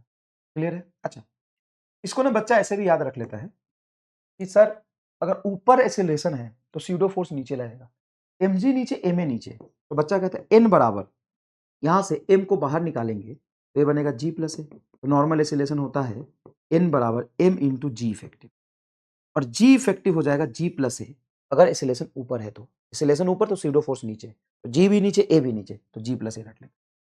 अब एक्सेलरेशन नीचे तो स्यूडो फोर्स ऊपर, तो यहाँ पे g इफेक्टिव क्या आएगा बोलो, m कॉमन निकालोगे तो क्या आ जाएगा, g माइनस ए। या इस तरीके से हम याद रख सकते हैं? हाँ सर सही है। अब यहीं पे ब्लॉक ना रख के तुमसे अगर मैं ये कर दूं कि रस्सी बंधा है, ठीक है, अब ये लिफ्ट ऊपर की तरफ जा रहा है ए एक्सीलरेशन से और ये लिफ्ट नीचे की तरफ आ रहा है ए एक्सीलरेशन से, तो सर रस्सी में टेंशन निकालो, तो बड़े आराम से तुम कह सकते हो कि सर यहां पे टेंशन टी ऊपर होगा, नीचे की तरफ स्यूडो फोर्स ऊपर, देखो सॉरी एक्सीलरेशन ऊपर तो स्यूडो फोर्स नीचे, रामलाल बैठ के ही लगा रहा है, बिना रामलाल के स्यूडो फोर्स नहीं लगता, एम जी प्लस एम, तो डायरेक्टली तुम टी बराबर बोल सकते हो एम बाहर जी प्लस ए, और यहां पे डायरेक्टली टी बराबर बोल सकते हो एम जी नीचे और स्यूडो फोर्स ऊपर, टी इफेक्टिव हो जाएगा तुम्हारा एम इंटू जी माइनस ए। ठीक है, अब यही एक्सटेंशन शानदार तरीके से बढ़िया सवाल में तुमको लगा के दिखा तो मजा आ जाएगा। मान ले एक लिफ्ट है पूरा और लिफ्ट में पुल्ली ब्लॉक सिस्टम रख दिया और ये एसिलेशन नीचे जा रहा है 4 मीटर पर सेकंड स्क्वायर से लिफ्ट, तो इस स्ट्रिंग में टेंशन बताओ कितना हो? याद करो। अच्छा ये मैंने बताया नहीं क्या? कोई बात नहीं, निकाल लेते। तुमको यहां पे टेंशन का फॉर्मूला मैंने कैसे बताया था, ये वाला देख लो केस, ये वाला केस देख लो। ऐसे अगर सिस्टम हो, यहां पे मान लो मास m2 है और यहां पे मास m1 है, पूछे कि रस्सी में टेंशन बताओ, तो कैसे निकालेंगे? सबसे पहले हम ये कर लेते हैं कि मान लो m2 ज्यादा मानते हैं, तो चलाने वाला फोर्स m2, रोकने वाला फोर्स m1 जी, ये t सिस्टम का एफबीडी बनाएंगे तो इंटरनल होगा, तो एक्सीलरेशन कितना है सर? एक्सीलरेशन आएगा चलाने वाला फोर्स m2 जी, रोकने वाला फोर्स m1 जी बटा m1 प्लस m2, यही तो एक्सीलरेशन आपने पढ़ा था सर, यही पढ़ा था। ठीक है, अब इसका एफबीडी बनाइए। अगर ये ए से नीचे चल रहा है तो क्या ये ए से ऊपर जाएगा? हाँ सर ए से ऊपर जाएगा, तो चलाने वाला फोर्स सर टी, रोकने वाला फोर्स m1 जी बराबर ये मास इंटू एक्सीलरेशन, तो m1 इंटू ए आएगा। अब a की वैल्यू यहाँ पे पुट कर दीजिए, तो t बराबर आ जाएगा m1g प्लस m1 इंटू ए की वैल्यू पुट करेंगे तो सॉल्व करके आ जाएगा 2m1 m2 बटा m1 प्लस m2 इंटू जी। इसको याद रखने में कोई प्रॉब्लम नहीं है, याद रख सकते हैं इसको। तो पुल्ली ब्लॉक सिस्टम में टेंशन याद रखिएगा 2m1 m2 बटा m1 प्लस m2 इंटू जी। और इसको प्रो एमा स्टार से फील कराते हैं। इसमें क्या फील कराओगे, तो फॉर्मूला है, रुको ना, कोई तो ने देखा कहाँ है। एक बात बताओ, सबसे पहले कोई भी फॉर्मूला ड्राइव करो, अगर फिजिकल क्वांटिटी में कर रहे हो तो उसकी डायमेंशन को चेक करो। अगर वो टेंशन है तो उसका डायमेंशन फोर्स जैसा आना चाहिए, अगर एक्सीलरेशन है तो उसका डायमेंशन एक्सीलरेशन जैसा आना चाहिए। अब यहां पर देखो, अगर मैं देखूं mass into acceleration minus mass into acceleration, तो बचा तो मास इंटू एक्सीलरेशन ही, और नीचे मास प्लस मास मास, तो मास से मास कट गया, एक्सीलरेशन आ गया, मतलब ये एक्सीलरेशन का डायमेंशन है।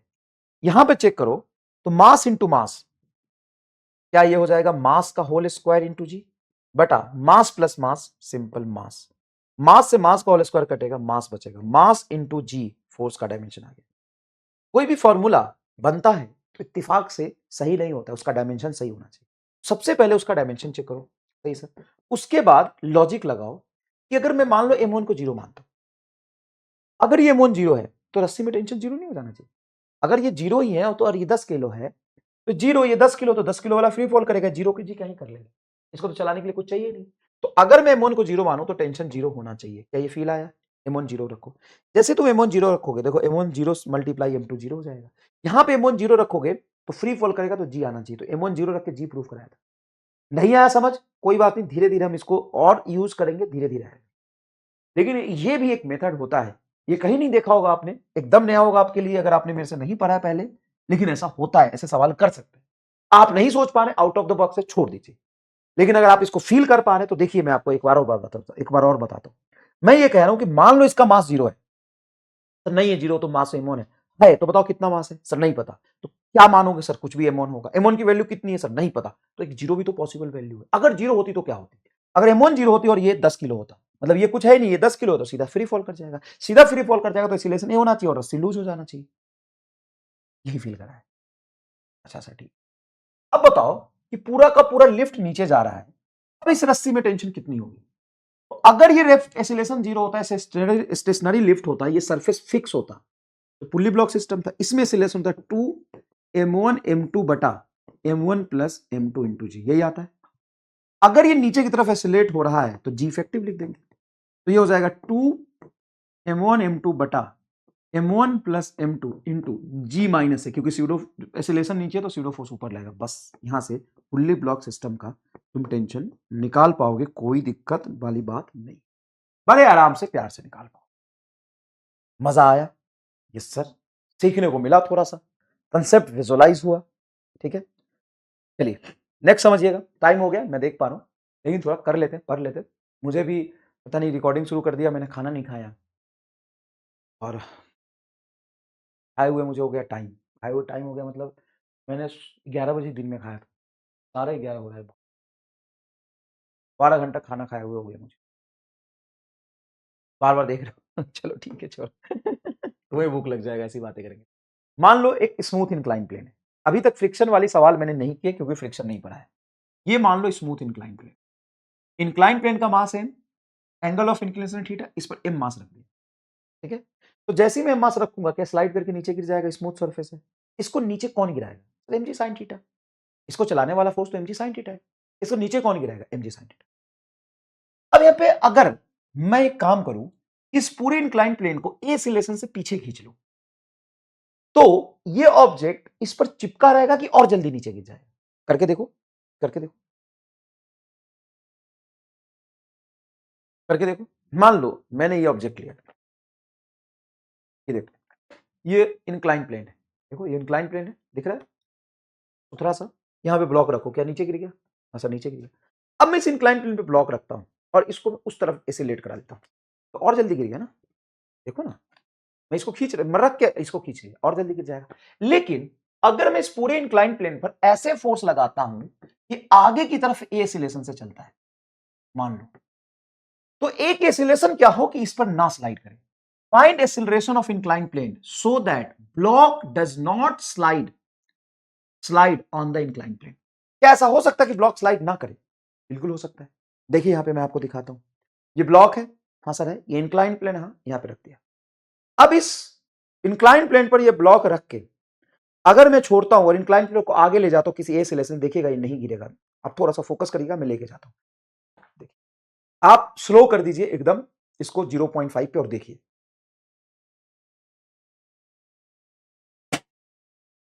उठ गया। बताओ क्या स्लाइड किया था? देखो नहीं किया। क्यों नहीं किया?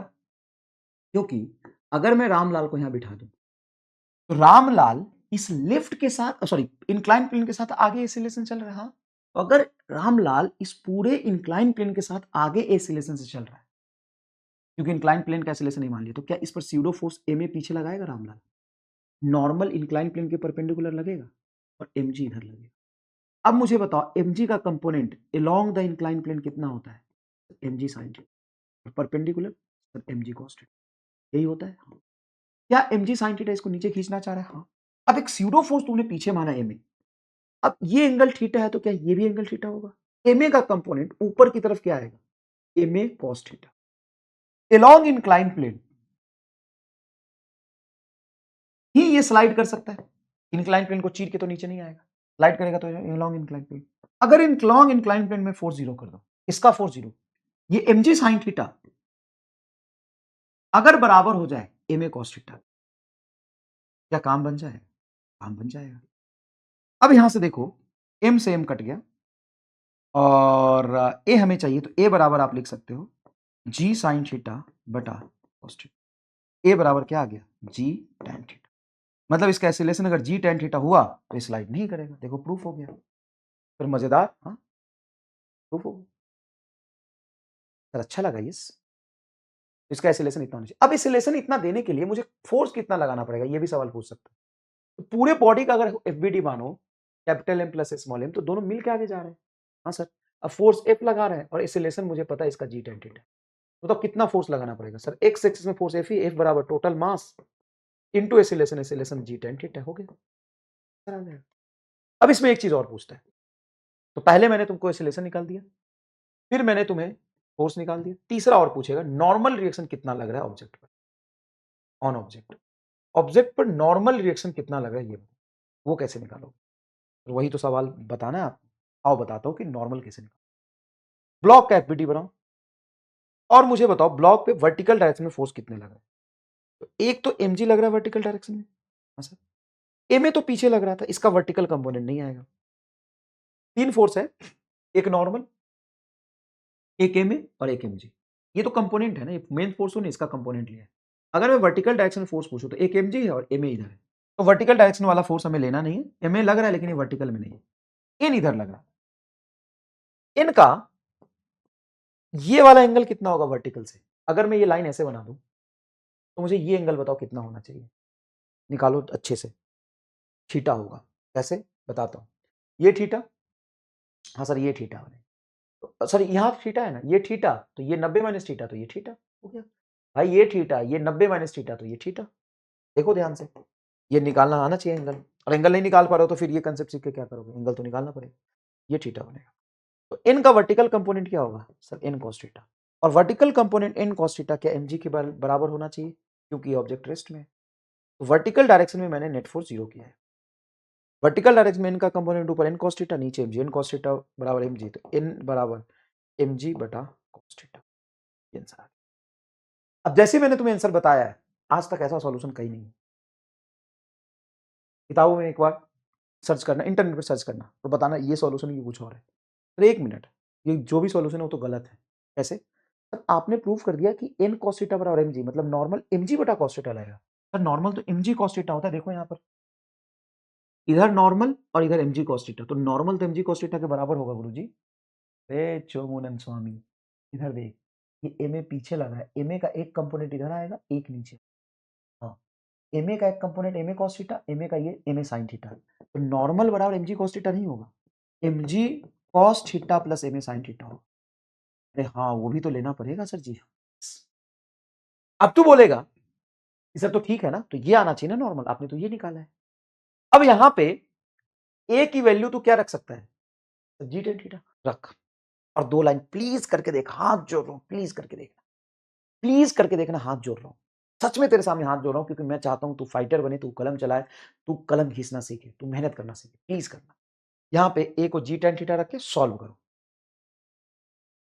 और इंटरनेट पे सर्च कर लेना, यही सॉल्यूशन तुमको। बताओ मजा आया कि नहीं इसमें? सर एकदम धुआंधार। ये एससी वर्मा का सवाल है। क्या सवाल है? यहां पे सारे सरफेस स्मूथ है, ये भी स्मूथ है, ये भी स्मूथ है और ये भी स्मूथ है, ठीक है। तो एमडेस की वैल्यू क्या होनी चाहिए जो यहां पे लटकाया है, ताकि ताकि so that block on incline plane, ये ब्लॉक इंक्लाइन प्लेन पे नीचे स्लाइड करके ना आए। इसके लिए इस एमडेस की वैल्यू क्या आना चाहिए? तो यहां पे देखो, ये पूरा डायनेमिक्स वाला, पुल्ली ब्लॉक सिस्टम वाला और स्यूडो फोर्स वाला मिक्स सवाल हो गया। अरे बहुत हार्ड नहीं करा रहे हो आप, है तो यार एक लाइन का सॉल्व, एक तो मजा आ जाए।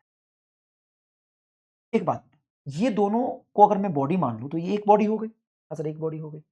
इसका दोनों का एमजी नीचे लगेगा, लेकिन दोनों मिलके चल तो आगे रहा है। मान लो दोनों मिलके आगे चल रहा है ए से, तो ए से नीचे गिरेगा। हाँ, एक्सीलरेशन क्या लिख सकते हो इसका?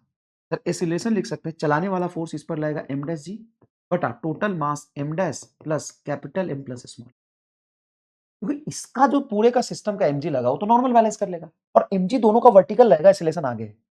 इस पर ये टेंशन जो आगे खींच रहा है और ये टेंशन ऊपर लग रहा है, और नीचे लगेगा एम डैश जी। समझ रहा है? तो एम डैश जी चलाने वाला फोर्स, टेंशन इंटरनल खत्म, बटा टोटल मास, ये मास ये मास ये मास रख दे। हाँ सर, और ए की वैल्यू रख दे जी tan थीटा, क्योंकि ये कंडीशन है कि ये इस पे स्लाइड तभी नहीं करेगा जब इस इंक्लाइन प्लेन की एक्सीलरेशन आगे जी tan थीटा होनी चाहिए। खत्म। अब यहां से एम डैश निकाल दे। पता कैसा लगा? तो यार मास्टर मजा आ गया, लगा। अब ये सवाल देख, block M escaped on a wedge of mass m shown in figure such that m does not क्या है, m remains stationary with respect to wedge, then magnitude of force अभी निकाला, ये देख जी tan थीटा, दोनों का मास इनटू एक्सीलरेशन जी tan theta. अब इस पे एक सवाल और आता है, क्या कि मान लो ये इंक्लाइन प्लेन है, ठीक है, और एंगल ऑफ इंक्लिनेशन थीटा है, इस पे मैं एक को स्मॉल एम मास रखता हूं, ये कैपिटल एम मास है, और स्मूथ सरफेस पे रख दिया। अगर मैं इसको रिलीज करूं तो ये फ्री फॉल करेगा कि जी साइन थीटा से नीचे गिरेगा? फ्री फॉल तो नहीं करेगा। फ्री फॉल किधर क्यों नहीं करेगा? जब इसको तू रिलीज कर रहा है, छोड़ रहा है, तो इस पर इस ब्लॉक की वजह से नॉर्मल भी तो लगेगा, नॉर्मल इसको थोड़ा चलने से रुकेगा, भले ही एम जी साइन थीटा इसको खींच लेगा, लेकिन नॉर्मल तो चलने से रोकेगा ना।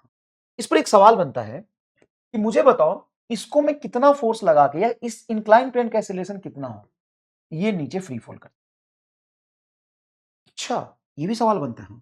तो मान लो एक्सीलरेशन पी ए पीछे है, यहां पे रामलाल को बिठाओ, रामलाल इस पे स्यूडो फोर्स पीछे लगाएगा ए में, एम जी साइन थीटा इधर लगेगा, नॉर्मल इधर लगेगा, एम जी कॉस थीटा इधर लगेगा, यही बनेगा क्या?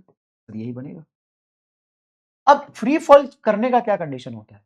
फ्री फॉल करने का कंडीशन ये होता है कि उस पे इसका नॉर्मल का कॉन्टैक्ट फोर्स 0 हो जाना चाहिए, उस पर एमजी फोर्स लगे तो एमजी फ्री फॉल करा देगा। अब तुम क्या करोगे, नॉर्मल 0 करने के लिए, जैसे ये एंगल थीटा है तो क्या ये भी थीटा बनेगा? नहीं, ये थीटा है तो यहां से थीटा बनेगा, ऐसे ये थीटा बनेगा, ये एंगल क्या बनेगा 90 में, देखो ना ऐसे लाइन बनाओ हॉरिजॉन्टल, ये थीटा तो ये थीटा तो ये 90 माइनस थीटा, तो यहां बनेगा 90 माइनस थीटा, ऊपर नॉर्मल, और इसका component perpendicular to incline plane आएगा एम ए थीटा, देखो 90 माइनस थीटा एंगल की तरफ हमेशा कॉस कंपोनेंट होता है, लेकिन एंगल कितना 90 माइनस थीटा, 90 माइनस थीटा बराबर इधर नीचे फोर्स कितना है mg cos थीटा, मैं फोर्स देख रहा हूं परपेंडिकुलर टू इंक्लाइन, ठीक है। अब फ्री फॉल का कंडीशन है कि कांटेक्ट फोर्स उस पर नहीं लगना चाहिए, तो ये 0, ये क्या बचेगा sir, M A cos 90 minus theta sine theta, M A sine theta बराबर M G cos theta, M same cancel होगा, ए बराबर आएगा जी कॉट थीटा। अब ये याद रख कि अगर मुझे फ्री फॉल कराना है तो इंक्लाइन प्लेन का एक्सीलरेशन होना चाहिए जी कॉट थीटा, ठीक है, इंक्लाइन प्लेन का एक्सीलरेशन होना चाहिए जी कॉट थीटा, और अगर मुझे रेस्ट में रखना है कि इंक्लाइन प्लेन स्लाइड ना करे, उसके लिए एक्सीलरेशन होना चाहिए जी tan थीटा, रेस्ट में रखने के लिए जी tan थीटा, और फ्री फॉल कराने के लिए जी कॉट थीटा। बच्चे याद रख लेते, तू भी याद रख ले, प्रूफ करा दिया। अब मुझे बता, इस पर मैं कितना फोर्स लगाऊं ताकि ये फ्री फॉल कर जाए, और तू आंसर इसका आराम से निकाल, पहले स्क्रीन पॉज करके निकाल, और तू इसका आंसर ये बोल रहा है capital M plus small M into acceleration हो जाएगा जी कॉट थीटा। अगर तू ऐसा बोल रहा है तो एकदम गलत है, यही तेरा एमआर स्कैम होगा। कैसे सर जी, क्या होगा आंसर?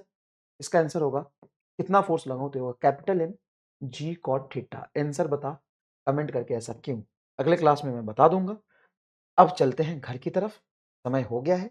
थोड़े से न्यूटन सेकेंड लॉ के क्वेश्चंस में आपको अटैच करके इसी फाइल में दूंगा, जो करना नहीं है सिर्फ देख देख लेना, वो हम बाद में डिस्कस कर लेंगे। ठीक है, थैंक यू सो मच, धन्यवाद। इसको ज्वाइन कर लीजिएगा। इस पर रैपिड टेस्ट डालूंगा मैं, छोटे छोटे, जो कम टाइम के कम क्वेश्चंस होंगे, नीट रिलेवेंट होंगे, उसको जरूर करिएगा। थैंक यू सो मच, धन्यवाद, बाय बाय, ध्यान रखिएगा अपना।